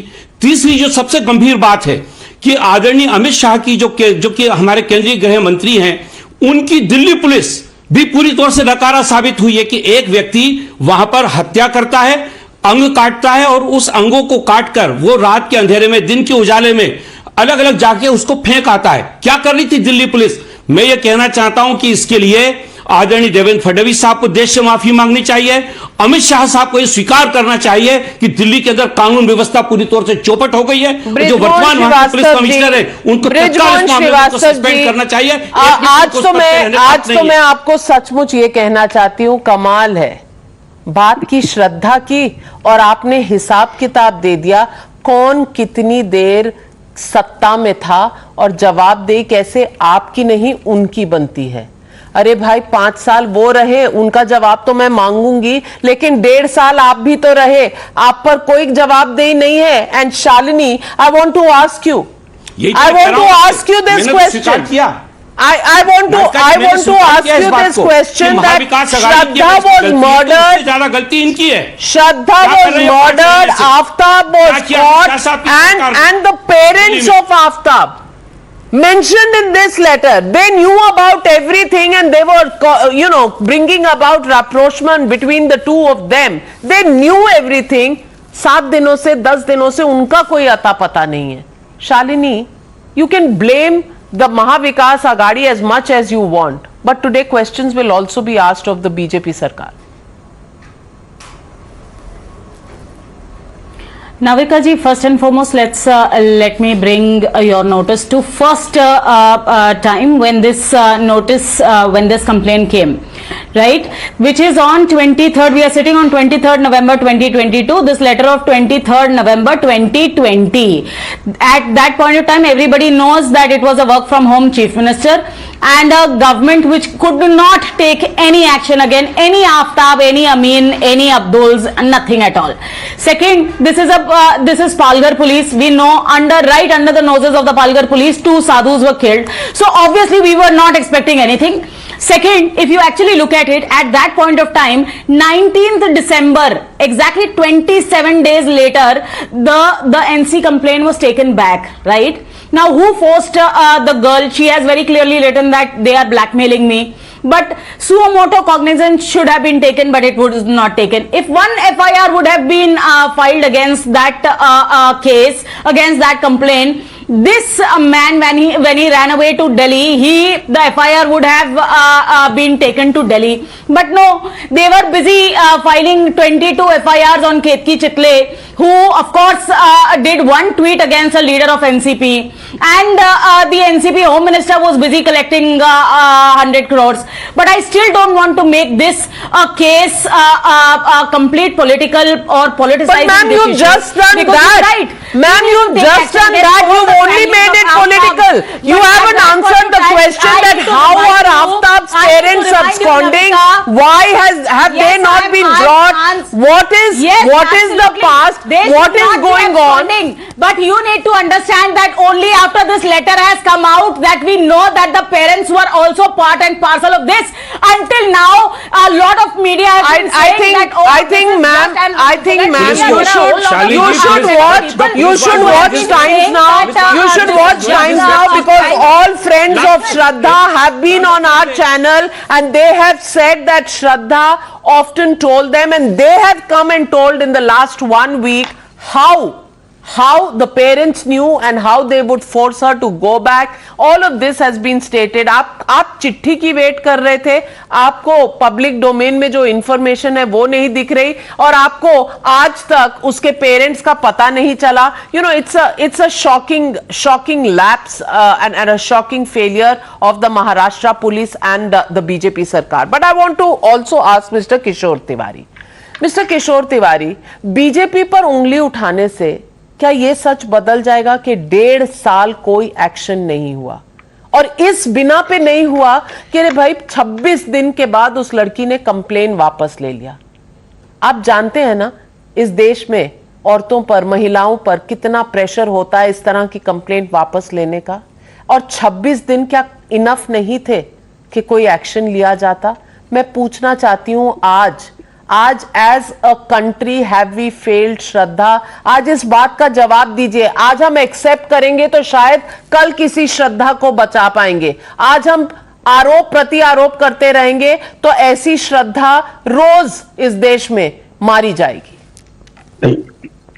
नाविका जी, आज मैं इसमें राजनीति न करते हुए बोलूंगा कि 23 नवंबर 2020 की कंप्लेंट पर बहुत सीरियसली लिया जाता, और डोमेस्टिक वायलेंस के अलावा ये जो सब कुछ हो रहा है, ये अगर सख्ती से लिया जाता तो शायद वो बच्ची बच जाती, लेकिन आज वो बच्ची हाथ से चलेगी. और तुमने ब्रॉडर स्पेक्ट्रम में कहा कि अभी भी पुलिस एनसी कराने के पीछे ही पड़ी रहती है, और उसके बाद ये इस सवाल का जवाब कौन देगा कि 23 नवंबर 2020 के अंदर अगर करेक्ट कार्रवाई होती तो 2022 के अंदर उसकी हत्या नहीं होती. तो इसके लिए उसके परिवारजन ही दे सकते हैं, लेकिन ये हमारे लिए, महाराष्ट्र के लिए तो ये बहुत सीरियस मैटर है. लेकिन मैं अगर केरला हाईकोर्ट से भी देखता हूं तो ऐसी घटनाएं देश में हो रही है. तो इस प्रकार का जो माहौल है, और लड़कियों की जान बचाने के लिए लार्जर कंसेंसस में हमको एक जगह आने की जरूरत है. अब शालिनी जी ने क्या बोला, वो 20 कंप्लेंट 100 करोड़, तो मैं अभी कहता हूं कि उनकी सरकार है, वो पुलिस वाले जिन्होंने काम नहीं किया उन पे भी कार्रवाई करे, और उनको किसी ने काम करने से रोका हो, कोई पॉलिटिकल प्रेशर हो, तो उन पे भी काम करे. रतन शारदा जी, यू नो, इस देश में महिलाओं की सुरक्षा एक पार्सिंग द पार्सल है. एक कहता है उसकी गलती, दूसरा कहता है उसकी गलती, और बस इसी तरह हम हर ऐसे मामले पर आरोप प्रति आरोप देखते हैं. Nobody actually answers the question on what are we doing for women's safety, and in this case there was a complaint exactly 2 years ago. You know, how do we answer the women of our country? Because since I saw this letter in the morning, I have been very upset, very sad. My heart bleeds for the girl. What kind of law we have, what kind of police we have? Let us keep politics aside for once. The girl sends a letter to the police and she says that मेरे टुकड़े टुकड़े कर दिए जाएंगे, and she says I will be cut into pieces, and despite this police tried to do some kind of sajinama. It closes the case, not realizing it's a violent live-in relationship, not realizing the girl has been got estranged from her parents. Did they try to bring the parents in picture and ask her to take the girl back? No. So a police at that time, which was busy in the COVID frame of a people under catching people for social media activism, catching people for media activism, that police had no time. This government had corrupt police officers promoted for taking their job. But inside, what use are laws? We keep on asking for bigger laws, stronger laws. Laws have no meaning till implementation is done strongly. That is the problem. Why police officers are not taken to task for not fulfilling their duty? Why there is? अरे भैया आप शांति रखिए. ऐसी बहस घटिया politics मत लाइए. मैं आपको कुछ कह रहा हूँ. मैं कह रहा हूँ कि कानून बनाए जाए. अगर आप Navika, please ask the gentleman to keep quiet. Make your point, Ratan Sharda ji. Is it something to crow about? Is something to shout about? I am saying we have laws. We made strict laws. We made laws of Nirbhaya. What is the meaning? If police in any police station, whether UP, Maharashtra, Gujarat or wherever, even in Bengal, wherever if police doesn't take cognizance of law and doesn't take steps to protect a woman, then what is the law and what is the use of leadership? Absolutely. And tonight, as a nation, we hang our head in shame. We hang our heads in shame because nobody really bothered that domestic violence happened for 26 days. And this girl writes in that complaint that I will be killed, I will be chopped into pieces. And she says an attempt to strangulate me was done just that day. At least a case should have been registered. This man should have been brought in for the 26 days that the complaint stayed on the table of the police. Maybe he would have learnt a lesson. There would have been fear of the law, and maybe we would still have Shraddha. But then, maybes can't bring Shraddha back. Shraddha is gone. How many more Shraddhas before we really get our police force to act on such sensitive matters? And will it just end with them? What about the others? What about all the lip service that we do to women's security? Who's going to answer us for that? Today it happened to Shraddha, tomorrow it can be your daughter, my daughter, our sisters, our families. Who's going to save them if we have a law and order framework that just doesn't care?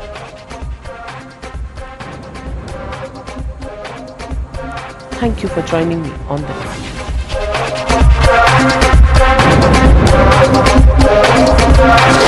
The News Hour at 9 will be right back after the break.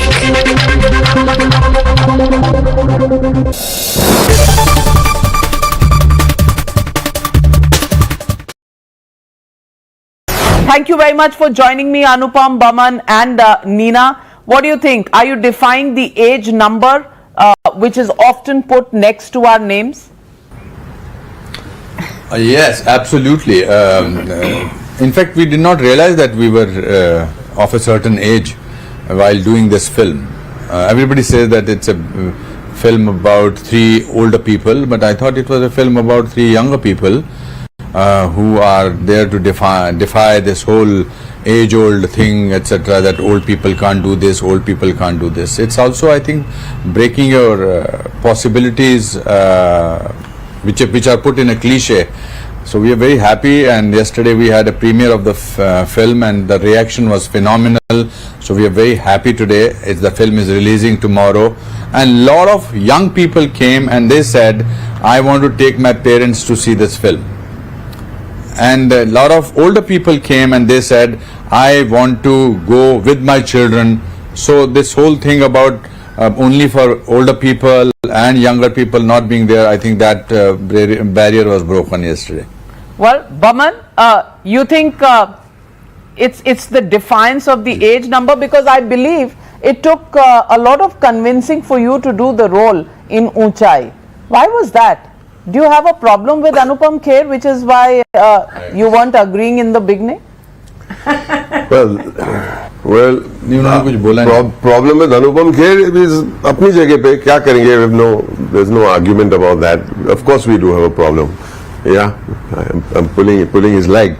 No, the thing was, I was caught up with some real personal issues, also date issues, and I said to myself, I wanted some more time.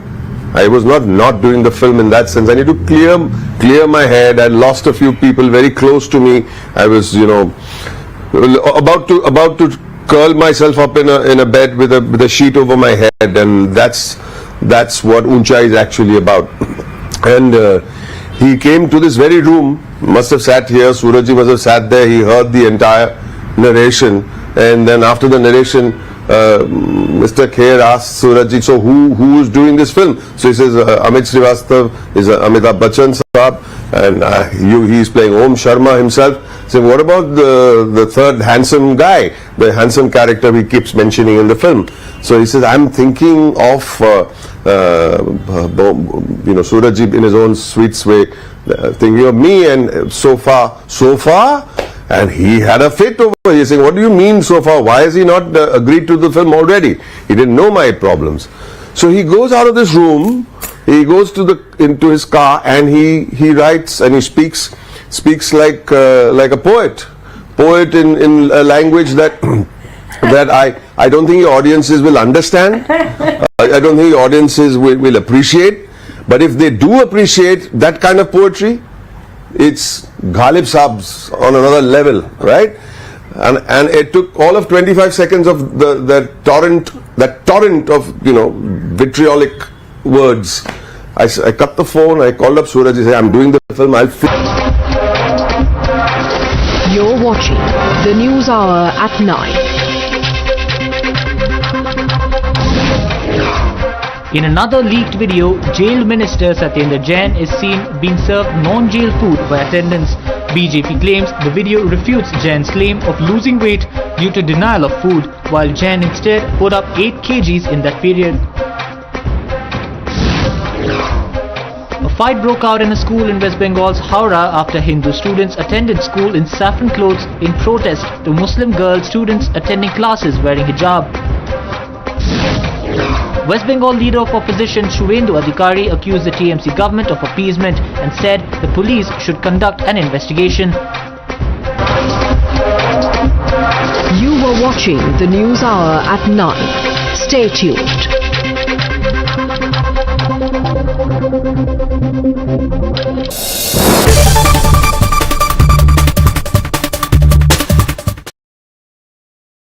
Padmaja, as you know that this morning we staged a protest in Ghatkopar, and we have demanded that Delhi police should probe this heinous crime from the love jihad angle. Because if you see the modus operandi of the criminal, and there are several points which should be probed by the Delhi police, it is not the normal murder case. It is not just a murder case. It's a heinous crime, demonic crime, and they should probe this love jihad angle. Firstly, this criminal met her on dating site, where he pretended that he is a woman rights activist. Later on, he forced her, separated from her family. They bought a place in Delhi which is adjacent to one of the forest, and firstly he behaved very sober, but later on Shraddha complained that he threatened her to kill her, he threatened her to kill. So these kind of all these incidents is a typical modus operandi of love jihad. Sir, let me just stop you for a second. Fine, this is a heinous crime, it is a blood curdling crime, it is a toe curling crime. I agree with all of that. But how is it?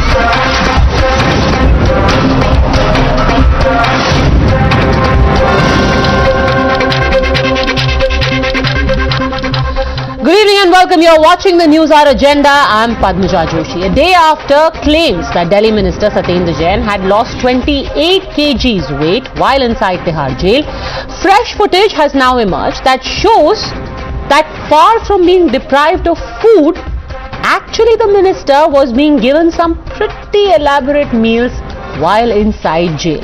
The latest footage comes from 3 separate days: September 30, October 1 and the 3rd of October. And the pictures pretty much speak for themselves, where Mr. Jain can first be seen being served a delicious meal which is coming out of various containers from an attendant no less. In the second video, which is from the 1st of October, he can be seen consuming a very healthy vegetarian diet. He's eating cucumber salad, he has tomatoes, there are other 2 bowls presumably of some dal or soup kept in front of him. And on the third video, which is from the 3rd of October, he can be seen having a very balanced diet. He starts with a couple of dabbas of food kept there and then finishes off the meal with a healthy fruit diet of some peeled oranges. The videos have emerged just a day after AAP minister's lawyer claimed in court that Mr. Jain has lost weight as he is not getting proper food. In his application, Satyendra Jain claimed that a special diet which was being given to him during his religious fast has since been stopped. However, news agency ANI, quoting Tihar sources, said that contrary to these claims, Mr. Jain has actually put on 8 kgs. The BJP, after the emergence of these images, has upped the ante against Arvind Kejriwal and his party ahead of civic body polls in the national capital, slamming what they call luxury services being extended to Jain inside prison. That when the videos are exposed saying that he's anything but a victim, but he is using POCSO accused to give massages and calling him a physiotherapist, then say I have lost weight and I don't get food, and he's seen eating like he's ordering on Swiggy or Zomato. So I think the whole story of the Aam Aadmi Party is rapidly unraveling around the various contradictions and hypocrisies, lies and corruptions that are increasingly coming into public gaze. There are only exceptional people who are like that, and those exceptional people are people like Satyendra Jain and the shameless conduct of Aam Aadmi Party. This person continues to be a minister in Aam Aadmi Party's Delhi government. Repeatedly, they have showcased that these are the people who are first getting involved in acts of corruption. Then inside jail they are misusing the facilities. This Aam Aadmi Party, which is busy giving certificates of character to others itself is engaging in characterless actions. This shows the kind of VVIP treatment that was being given to Satyendra Jain inside Tihar jail, courtesy Arvind Kejriwal.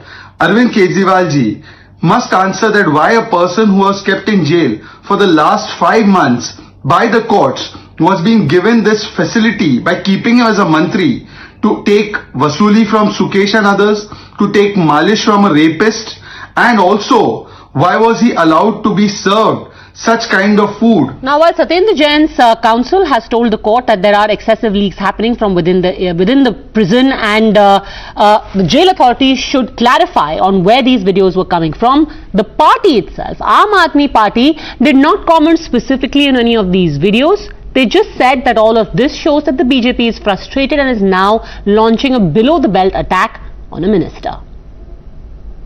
हम लोग काम बताएंगे, हम लोग कहेंगे ये कूड़े का पहाड़ साफ होगा, वो कहेंगे वीडियो।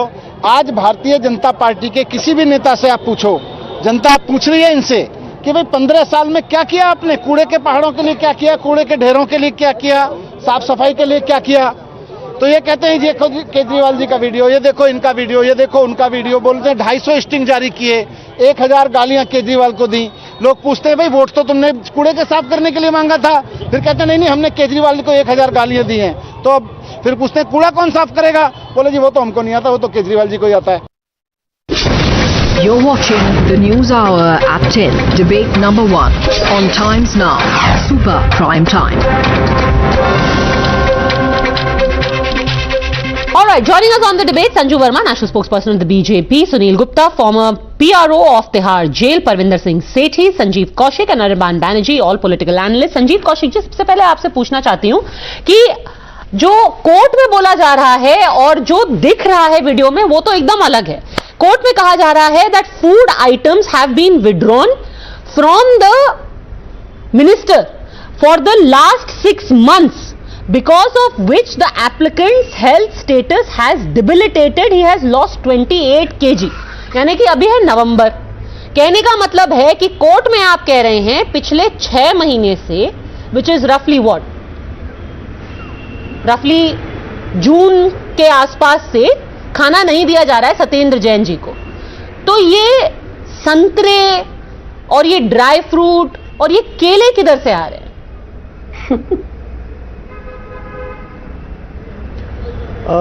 पंजा जी, यदि सत्येंद्र जैन झूठ बोल रहे हैं तो सबसे पहले ये होना चाहिए कि उनके ऊपर FIR दर्ज होनी चाहिए, ना कि टीवी पे उस पर बहस होनी चाहिए। भारतीय जनता पार्टी जो खुद अधिकार में है, जिसके खुद अधिकार क्षेत्र में आता है, केंद्र में उसकी सरकार है, अगर वो एक्शन लेने के बजाय उसको पता है कि एक्शन प्रमाण की क्या ही जरूरत है।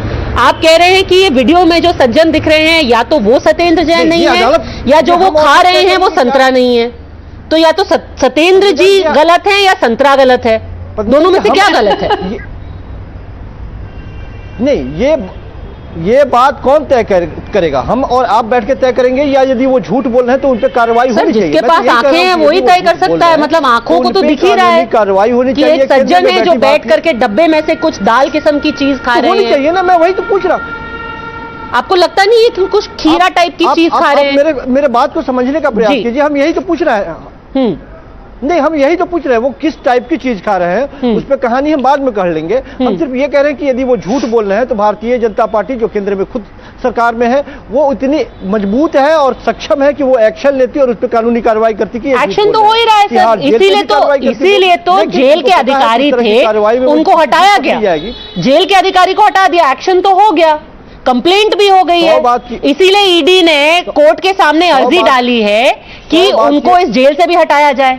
ये सब तो एक्शन हो ही रहा है। अब आप ये बताइए कि संतरा खाया कि नहीं खाया? 100 बात की एक बात है कि अभी तक विपक्षी पार्टियां भारतीय जनता पार्टी पे ये आरोप लगाती रही कि ये ईडी का इस्तेमाल करते हैं, सीबीआई का इस्तेमाल करते हैं, आईटीआई का इस्तेमाल करते हैं। ये इन सारी संवैधानिक संस्थाओं के साथ साथ दिल्ली पुलिस का ये इस्तेमाल करते हैं विपक्षी पार्टियों को दबाने के लिए। सर, ईडी की तरफ से आ गया, मैं तो आंखों का इस्तेमाल कर रही हूँ। बस सिर्फ इतना पूछ रही हूँ कि उन्होंने डब्बे में से खाना खाया कि नहीं खाया, उनको कटे हुए खीरे और सैलेड दिए गए कि नहीं दिए गए, वही तो क्या उनके पास ड्राई फ्रूट, केला इत्यादि था कि नहीं था? सिंपल, सिर्फ आंखों का इस्तेमाल करते हुए। वो जो हम देख के क्या कोर्ट इस चीज को मानती है, एविडेंस के तौर पे मानती है कोर्ट यदि मानती है तो कोर्ट ही स्वतः संज्ञान ले ले इस मामले में। कोर्ट चुप है, भारतीय जनता पार्टी इस मामले में कानूनी कार्रवाई करने के लिए तैयार नहीं है। संजू वर्मा, केवल और केवल रोजाना ये सब फिशिंग एंड रोविंग एक्सपेडिशन है। None of this is actual evidence. And evidence of what? Sanju Verma, may I please? Okay, मैंने मिस्टर कौशिक की बातें बड़े ध्यान से सुनी। First and foremost, let's be very clear that under the Indian Prisons Act of 1894, particularly Section 46, and under Act 1 of the Delhi Prisons Act of 2000 and Act 3 of the Delhi Prisons Act of 2003, Tihar jail's administration comes under the Delhi government, in this case Arvind Kejriwal. So there is no way Arvind Kejriwal can abdicate his responsibility in what has been happening, and which is needless to mention very shameful. Point number 2, ये कोई एक आधे दिन की बात नहीं है. Your channel has repeatedly been showing, and the Enforcement Directorate has also presented its case with CCTV footage right from 13th September 2022 till 3rd October 2022, and there have been umpteen instances wherein Satyendra Jain, or should I call him Jhutendra Jain, has been flouting the rule book with brazen impunity. No personal attacks, please. Only factual. Point number 3. You know, ये कहना कि अरविंद केजरीवाल और मनीष सिसोदिया ने कुछ कहा नहीं, मुझे एक बात याद आती है जो अरविंद केजरीवाल ने कही immediately after Satyendra Jain was exposed. He said, जब इतिहास लिखा जाएगा, और बड़े ध्यान से सुनिए केजरीवाल साहब ने क्या कहा अपने कोलीग सत्येंद्र जैन के बारे में. केजरीवाल ने कहा, जब इतिहास लिखा जाएगा तो काले अक्षरों में सत्येंद्र जैन को स्वतंत्रता सेनानी माना जाएगा. स्वतंत्रता सेनानी कौन कौन है अरविंद केजरीवाल जी की आंखों में? उन्होंने 3 नाम लिए. उन्होंने कहा संजीव झा, सत्येंद्र जैन और मनीष सिसोदिया आज के भगत सिंह हैं.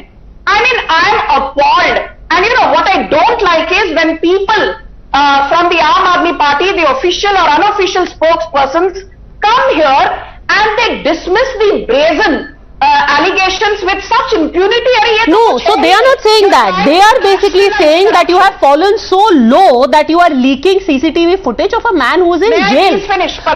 आज वो कोर्ट में कह रहे हैं कि अब इतना भी नहीं आपने उनको छोड़ा है कि वो चैन से खाना खा सके. That is the level to which the BJP has gone. Sanju Verma. मैं 10 सेकंड में अपनी बात खत्म कर रही हूँ. जी बोलिए. Let's be very clear. Padmaja, enforcement directorate को पूछा गया स्पेसिफिकली एंड 17 नवंबर 6 दिन पहले सत्येंद्र जैन की बेल एप्लीकेशन को खारिज करते हुए स्पेशल सीबीआई कोर्ट के जज विकास ढल ने यह क्लियरली कहा कि जो सीसीटीवी फुटेज की लीकेज हुई है उसकी तो जांच बाद में होगी, but the authenticity of the CCTV footage can not be undermined. These are the words of okay, so tomorrow anyway the Tihar jail authorities are going to present a report before the court कि ये CCTV footage leak हुआ कैसे. आप ये बताइए Sunil Gupta ji, as the former PRO of Tihar jail, argument ये हो रहा है कि भाई मैं जैन हूं, मेरी रिलीजियस प्रैक्टिसेस है, मेरा ये डाइट है, I am suppose to be eating all of this. अभी जो ये सब सामान दिख रहा है क्या ये यूजुअल है, क्या ये लीगल है, क्या ये ओके है? नहीं, ये जो सामान जो दिख रहा है ये तो अपेरेंटली ज्यादा है, कुछ इतना नहीं होता.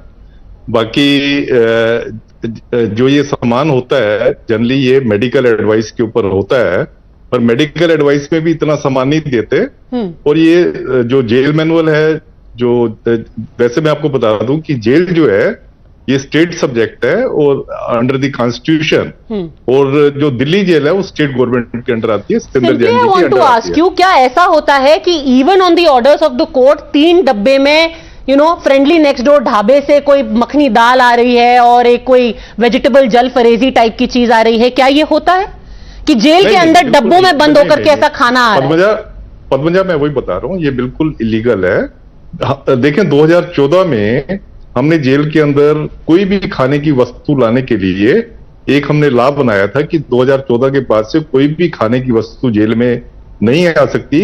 उसके पीछे कारण ये था कि ज्यादातर जो हमारे प्रिजनर हैं जो गलत चीजें जेल के अंदर आती हैं, जैसे कि मोबाइल फोन आता है, करेंसी नोट्स आते हैं, स्मैक चरस वगैरह आती है, वो ज्यादातर खाने के साथ अंदर आती है. तो हमने 2014 में जब मैं वहां था तो हमने ये डिसीजन लिया कि खाने की चीज कोई भी बाहर से नहीं आएगी. तो अगर ये खाने की चीज बाहर से आई, कोई भी प्रिजनर खाने की चीज बाहर से नहीं मंगवा सकता. And if the things have come from outside, this is blatantly illegal. It's blatantly illegal and it's being done by a minister, Parvinder Singh Sethi. By ji. Blatant illegality being done by a minister. बाहर से खाना आ रहा है, एक attendant आपको खाना खिला रहा है, दुनिया भर की चीजें आप खा रहे हैं, and to top it all आप कोर्ट में बोल रहे हैं कि मेरे को तो खाना ही नहीं दे रहे, वो भी 6 महीने से. 6 महीने से. Let me remind our viewers that in court, here is what the counsel for Mr. Jain has said. For the last 6 months, he has been surviving only on fruits, vegetables, seeds and dry fruits or dates. अगर वो ये कल बात court में कह रहे हैं, यानी कि उनका कहना है कि जून से वो सिर्फ vegetables, fruits, seeds and dry fruits खा रहे हैं. Whereas on your TV you can see very clearly that he has got at least 3 dabbas in front of him, जिसमें ना तो वेजिटेबल है, ना फ्रूट है, ना सीड है, ना ड्राई फ्रूट है. परविंदर सेठी. नहीं, देखिए पहले उनको खाना नहीं मिल रहा होगा, इस वजह से वो बीमार हैं. उनकी स्पाइनल जो सर्जरी हुई है उसके बाद अभी सुनील गुप्ता जी ने भी क्लियर कराया कि ये लीगल है, कि उनको अलाउ किया जाता है. उन्होंने कहा इल्लीगल है, इल्लीगल. अगर कोई व्यक्ति बीमार है तो उसके लिए परविंदर जी इल्लीगल बोला गुप्ता जी ने. नहीं, अगर जेल के अंदर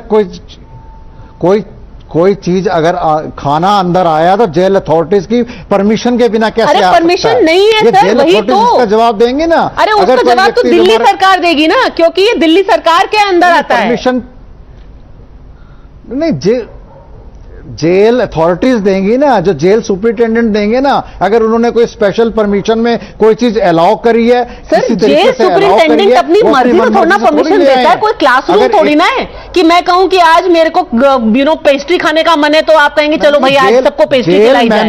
ये कोर्ट से ऑर्डर होता है, कोर्ट में अर्जी डाली जाती है that I need special home cooked food. फिर कोर्ट कहता है हाँ जी इनको दीजिए home cooked food. Jail superintendent थोड़ा ना अपनी मर्जी से दे देगा. मैं वही बात कह रहा हूं कि अगर मैं वही बात कह रहा हूं, कुछ चीजें जेल सुपरिटेंडेंट के अख्तियार में होती हैं, कुछ चीजें कोर्ट से परमिशन ली जाती है। अगर इन चीजों की अगर ये जांच का विषय है, हम ये बैठ के ये डब्बा देख के थोड़ी आप अपने चुनाव सामने दिख रहा है कि आप डब्बे से कुछ खा रहे हैं, आप कह रहे हैं नहीं आ रहा होगा तभी तो स्पेशल खाना।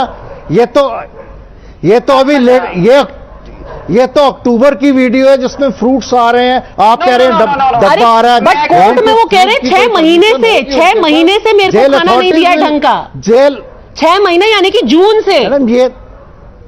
अरे जेल का खाना तो अगर एक व्यक्ति की सर्जरी हुई है, उसको खाना नहीं वो सही तरीके से मिला तो हो सकता है उसकी परमिशन हो। पर नहीं है परमिशन, वही तो बता रही हूँ। और सर्जरी के लिए अभी तो फिजियोथेरेपी हो रही थी, अब खाना भी सर्जरी के लिए आ रहा है। किसने बोला आपको? सर स्पाइनल इंजरी के अभी फिजियोथेरेपी हो रही थी, अब खाना भी स्पाइनल इंजरी के स्पेशल आता है। लीक हो गई भारतीय जनता पार्टी नहीं संविधानिक संस्थाओं का मिसयूज करके इन वीडियो को लीक करके राजनीतिक it all always boils down to सरकारी संस्थाओं का मिसयूज करके सिलेक्टिव लीक हो रहे हैं। संजू वर्मा। मिस्टर सेठी, मैंने आपकी बातें सुनी, अभी प्लीज मुझे बोलने दीजिए, धन्यवाद। Padmaja, one very important thing which needs to be mentioned here is that when the Enforcement Directorate was questioned by Mr. Vikas Dhal, the special judge at the CBI court, as to whether the ED is leaking CCTV footage, and the ED was also asked that are there doctors who have said that Satyendra Jain की spinal cord खराब है, vertebrae खराब है, उनकी neurosurgery department ने एक बहुत अहम सर्जरी की थी। You will be surprise to know I found out some information. A couple of people they were asked and they refuse to authenticate the seriousness of Satyendra Jain so called illness. These are senior doctors from Loknayak and GB Pant's cardiology and neurosurgery department. The people who were questioned are Dr. Suresh Kumar, the medical director of GB Pant, Dr. Sumit Arora, orthopedics department, Dr. Shipra Anand, pulmonary medicine department, Dheeraj Mathur, the Tihar jail spokesperson, P.N. Pandey, head of neurosurgery, Loknayak hospital. ये दिग्गज लोगों ने साफ साफ मना कर दिया to stand in solidarity with Satyendra Jain and give a certificate कि हाँ भाई इस आदमी को बहुत जबरदस्त बीमारी है जिसके चलते इसको फिजियोथेरेपी की जरूरत है और इसकी स्पाइनल कॉर्ड खराब हो चुकी है। So we should not believe the CCTV footage, we should not believe the neurosurgery department of Loknayak hospital, we should not believe the pulmonary department of GB Pant hospital, but Satyendra Jain को हमें विश्वास करना चाहिए क्योंकि वो राजा हरीशचंद्र के दूसरे रूप हैं। Is that so? Anirban Banerjee.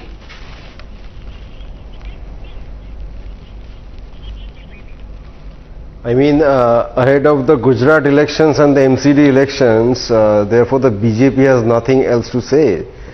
In this case, there are some unverified videos and we are sitting here on a media trial. I do not know who the honorable judge is. I do not know who the prosecutors are, who the defendants are.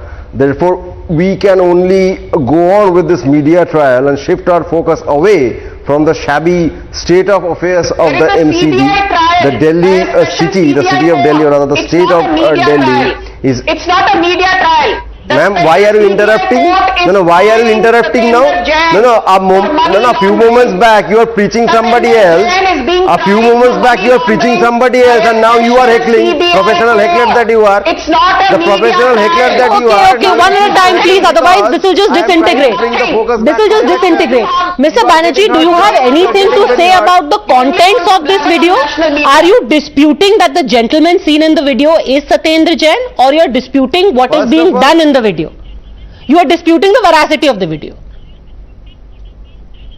Who am I to dispute? Who am I to dispute? There are jail staff, there are security staff, some of them belong to the Delhi police, some of them belong to the ITBP, CRPF, etc. They all come under the government of the BJP. Why it comes under the Delhi government, CRPF? Go ahead and take your action. Which go to the CRPF? court, file an FIR against Mr. Jain. Sir, okay, first of all, with the greatest of respect, the Delhi government, with the greatest of respect, ITBP stands for Indo-Tibetan Border Police and the CRPF is Central Reserve Police Force. So Satyendra Jain is I'm pretty certain, I will check again, not being guarded by the ITBP because we're nowhere close to the Indo-Tibet border. Point number one. Point number two, any comments, sir, about the actual contents of what can be seen over here? Because it's in direct contrast to what is being argued in court, Anirban Banerjee. He is saying, मुझे खाना नहीं दे रहे, video में दिख रहा है खाना खा रहे. What is to be believed? First of all, first of all, the external security of the prison, as per the website of the Delhi government, it falls under these forces. If they are External printing security, it wrong, I certainly can not do the nothing security about of the that. prisoners. So therefore, they are not part managing the of security. And ITBP is sure as hell not giving dabbas with dal makhni inside to jail inmates.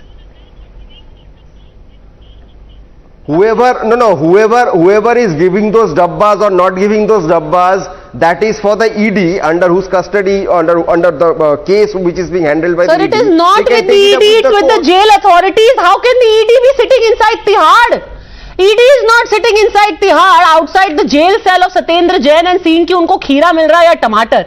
Anyhow, I'm going to have to end it over there. Tomorrow is going to be a very important day because the Tihar jail authorities are actually going to answer a lot of the questions that are still open. How did these videos come out? Has Mr. Jain been denied food? And whether his health has deteriorated over the last 6 months as he has alleged. We'll be keeping a close eye. For the time being, thank you very much, all gentlemen. Sanju Verma for joining me.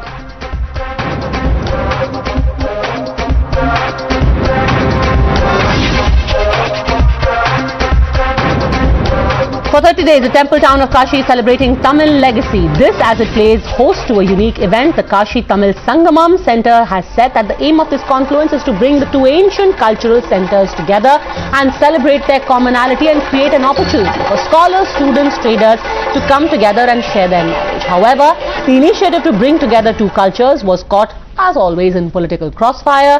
DMK ally CPIM saw a saffron agenda behind the program. Critics also see it as aimed at furthering the BJP's prospects in Tamil Nadu. Is that the real intent? And is there any commonality, connect and cultural resonance between Kashi and Kanyakumari? And joining us now is Sadhguru on the importance of Tamil Sangamam and much more. Thank you very much, Sadhguru, for speaking to us as always. I wanted to start by asking you, this project by the Prime Minister is a very ambitious one in its scope and scale. But why do you think this is significant and why is it needed? Well, I don't think it's ambitious. It's a small revival of what's been there for millennia. Because if you look at the history, everywhere, the connection between Rameshwaram, Kashi, Kedar and Kailash, this is on for many thousands of years. Even today, just now the winter is setting in post-Diwali, thousands of sadhus, sannyasis, yogis and sages who live in Himalayan region are beginning to walk down south.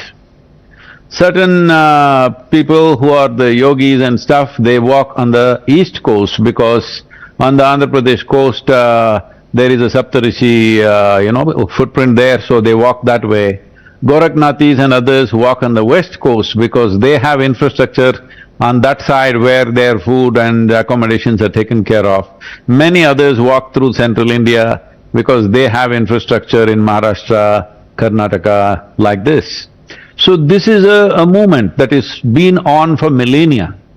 These things got disturbed only during the times of invasions, but still they continued this. This was simply going on. This has been more disrupted during this, from 1947 onwards. I remember this very well. There was a small movement at that time which died down. See, in this country, even during the British era, many older sages and saints who could not walk all the way, they started taking the trains. Trains were always free for those who wear saffron clothes because they were sadhus and sannyasis, they committed to something else, they have no possessions of their own, so nobody would ask for a ticket. I'm telling you, even when I was traveling alone across this country, if I have a meal on a roadside dhaba somewhere when I'm traveling on the highway, they refuse to take money from me. I have to force them to give it to them because this is the culture of the nation. And this journey has been on. Always they think if you're moving south, they think you're going to Rameshwaram. If you're moving north, they think you're going to Kashi or Himalayas. So this has been on for so long. I don't even see why this generation of people are surprised that this kind of thing, Sangamam, has been done. It is wonderful that we are reviving this. It's not a revival, I would say, more kind of an official stamp on it. I think it's very important because this was always so. Even when country was politically, had many borders, at one time over, up to 600 nations we were, certain times, that many kingdoms were there. Even then, this journey of going to Kashi and Rameshwaram was never interrupted by any king, even if they were in battle with other kingdom. Never ever they interrupted this because that was considered sacred and it was there.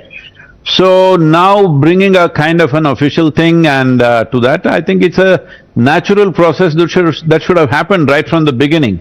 It's beginning to happen now. Probably we were too busy building the economic and other infrastructure of this nation. As we get little better, we are thinking of subtler aspects. But how is this possible? You are saying that there is a connection and a historical, cultural connection between Kashi and Kanyakumari, but we were always told that North and South, these are two very different areas with very different people, very different cultures, and they have nothing in common. At least that's what the political discourse is, that North Indian politics has no space in South India and vice versa. Yeah, I don't want to get into the talks that happen in the political space, because in the political space, you can cure a back injury by massaging your hair. And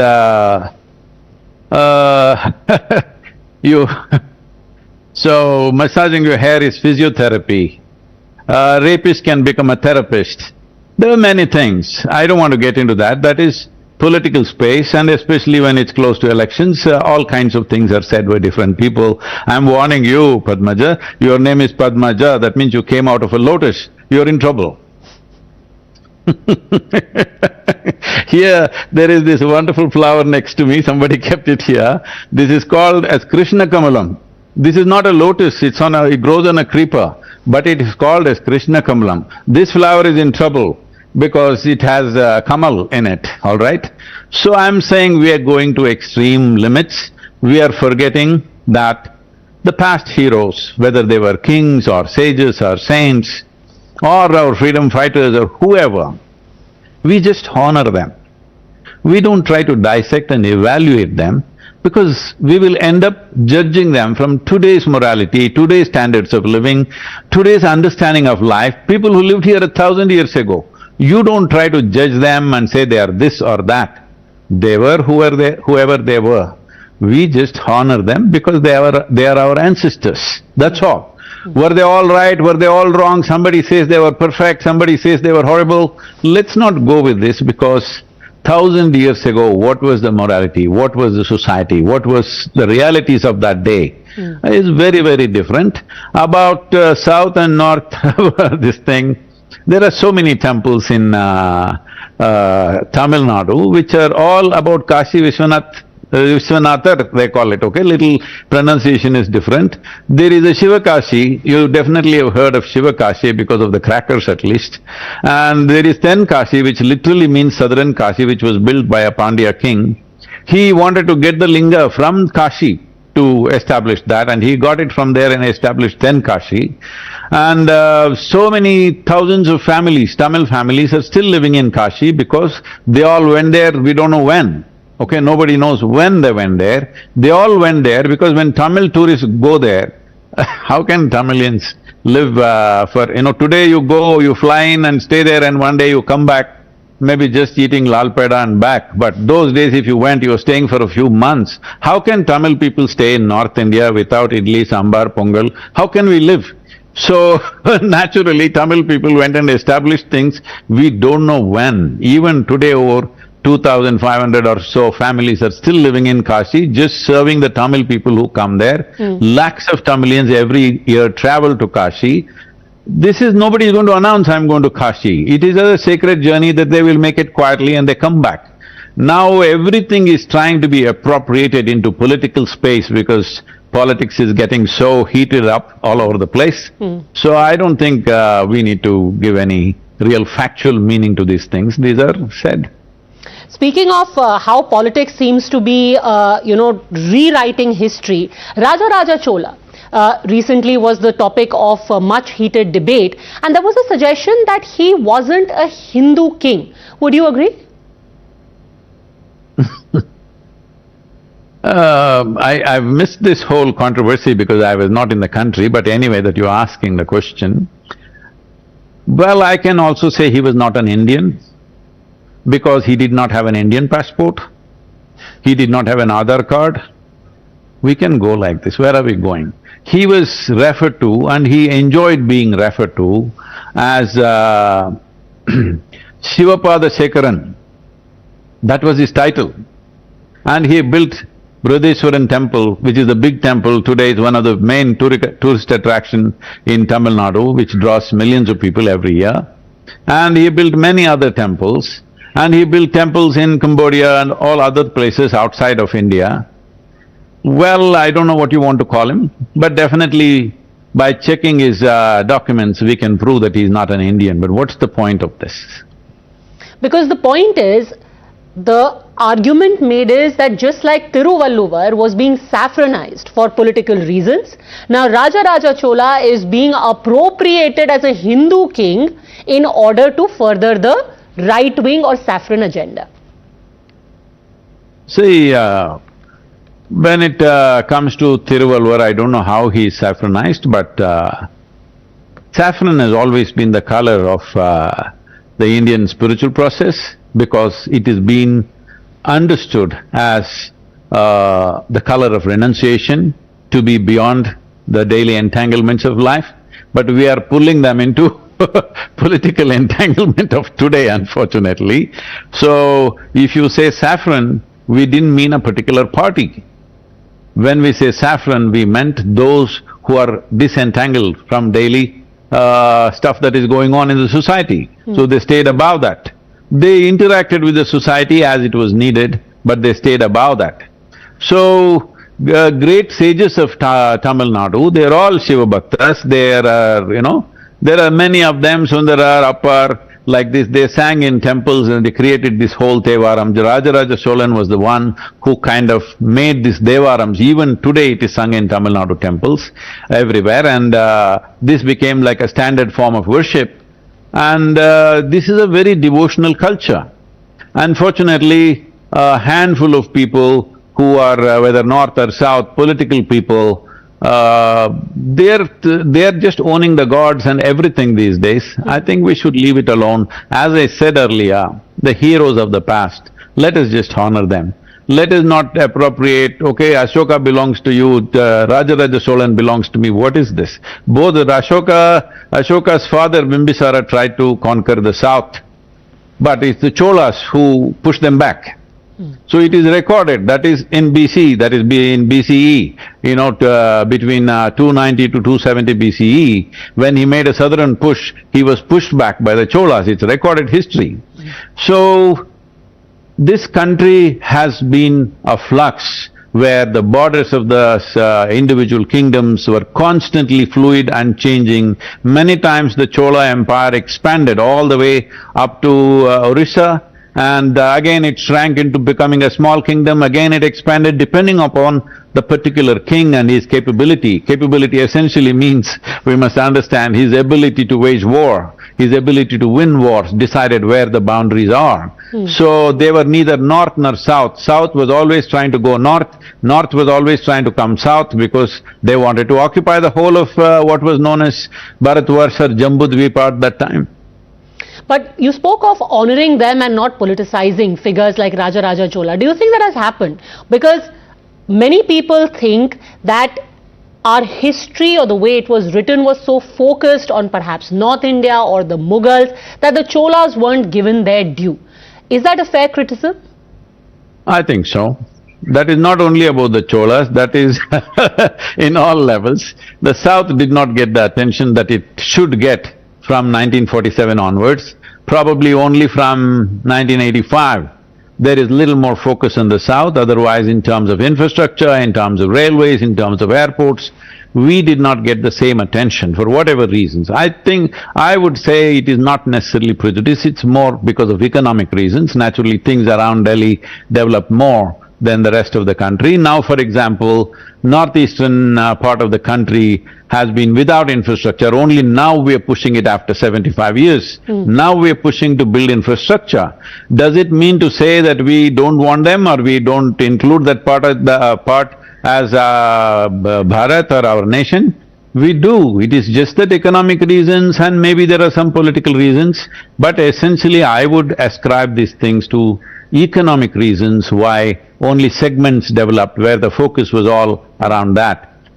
Just look back and see, like since probably since 71, 72, I started reading newspapers as an avid newspaper reader.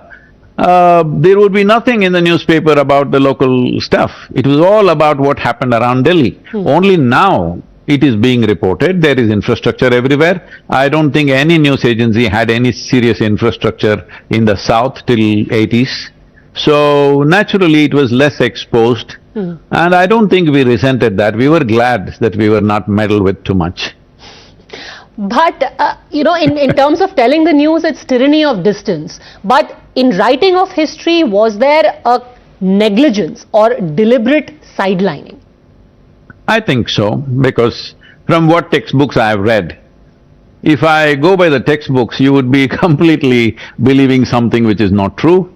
And we have eulogized all the invaders, including the British, and made them as if, they only brought civilization to us. I think the best thing that was said probably, we must give it to Mahatma Gandhi. When Mahatma Gandhi was asked, what do you think about Western civilization? He said, it's a good idea.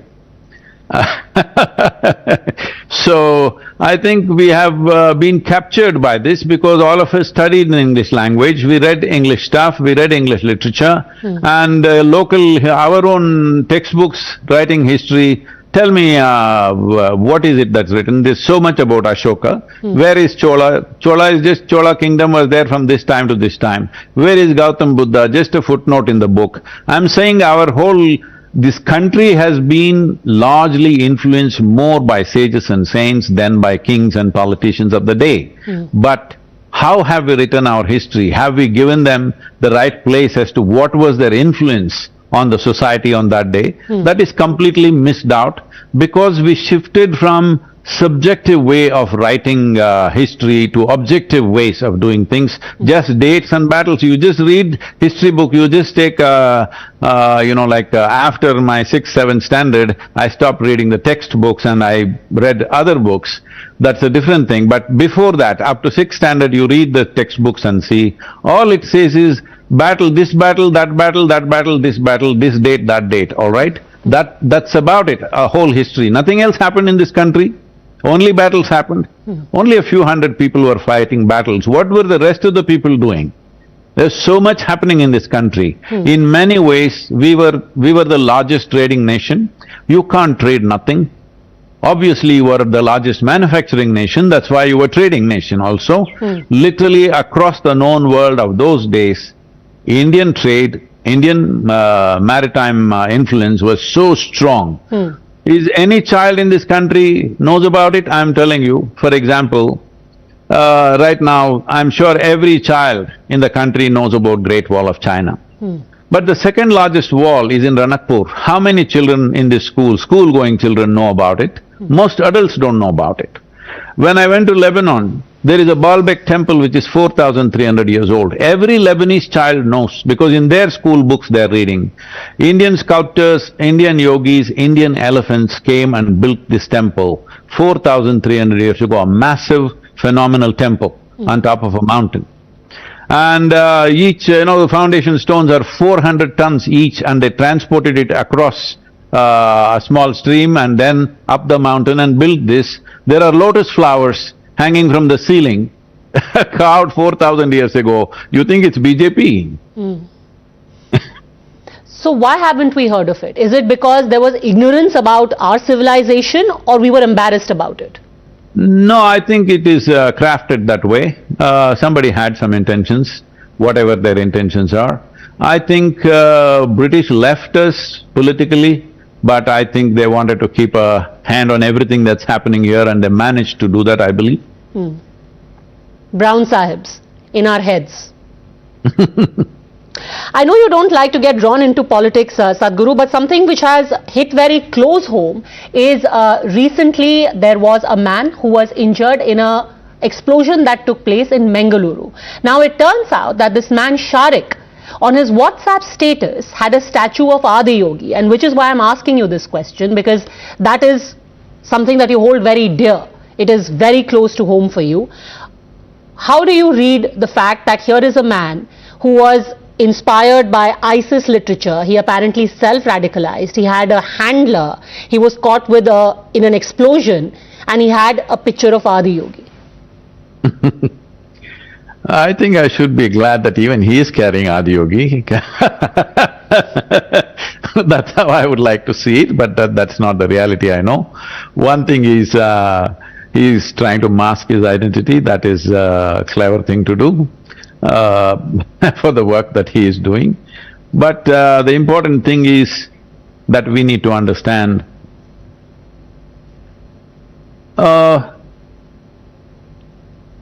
any image of this kind. You know what happened in Afghanistan to the Buddha statues, because this has been the thing. We are trying to push it beneath the carpet all the time. This has happened across northern plains, that anything that was considered idolatry was destroyed because somebody firmly believed. So now I think most people have settled, okay, you do your thing, I do my thing, it's okay, I think we should bring that. So there are still some radical elements going on like this. For them, the most terrible thing is that there is Adi Yogi statue standing there, which hurts them in some way, because they think we are worshipping. We are not worshipping, we are using it as an inspiration to go in a certain direction. But still, that is the belief. So this education needs to happen to all communities, that how you want to reach something beyond yourself. See, essentially, let's see it this way, whatever your religion is. I'm somebody who's never read any scripture of any culture. I've stayed away from that. Whatever it may be, essentially I believe all religions were created to help a human being in some way to transcend their limitations and find higher qualities within themselves. Somebody will do it by prayer, somebody will do it by ritual, somebody will do it by all kinds of worship, somebody will do it by meditation, somebody will do it by knowledge. It doesn't matter how. Essentially in yoga we say there are only four ways. You can use your body and do it, we call this karma yoga. You can do your intelligence and do it, we call this jnana yoga. You can do it, you can use your emotion and do it, we call this bhakti yoga. You can use your life energies and do it, this is called as kriya yoga. So whatever religion you may come from, in some way it is a combination of these four things. In what proportion it may vary, but that's all a human being can do. You can use your body, mind, emotion and energy, there's nothing else for you to use. You can invent whatever you want. So this maturity needs to come. I think it's beginning to happen in the world, across the world, wherever I speak to thousands of people or millions, or now we can talk in billions, we're reaching billions of people every year. In spite of that, what I see is there is small fringes, margins of people who still firmly believe whatever is being told to them. So I think this needs to change. It is not anybody's business how an individual person is pursuing his own well-being. So about Adi Yogi becoming so popular that even terror suspect carries Adi Yogi, I think it makes me very happy. Do you fear though that he could have been thinking of targeting Adi Yogi? That is always there, that is not new for us. It is on an average, I don't know, I have not counted, and on average in a year how many death threats come to me, they keep coming. But still I'm alive, so it's okay. What is it a cause of worry that in the place that you live and in other pockets, in Karnataka for example, this gentleman was in Mangalore, he travelled to Tamil Nadu, he travelled to Coimbatore, he travelled to Kerala, that there is growing radicalization in a sect or in a group of people? No, you must understand, he is doing the same route that I did. I was in Mysore, constantly traveled to Mangalore, then Mysore to Coimbatore. This guy is traveling the same route. I know I'm joking about a serious subject, but it's very important that we learn to handle the most significant aspects of our lives. We learn to carry it lightly. Otherwise, we will want to kill each other. Let's not go there. Sadhguru, thank you very much for speaking to us. Pleasure as always. Namaskar, but please don't change your name, huh? It's nice. Not at all. Already considered it when it was revealed that all lotuses are related to the BJP, but fortunately, this is my name. Thank you, Sadhguru.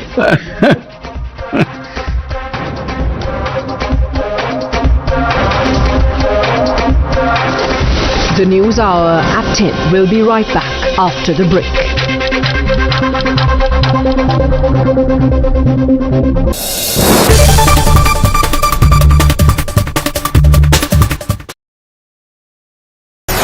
The most pressing issues, the most informed minds, free and fair exchange.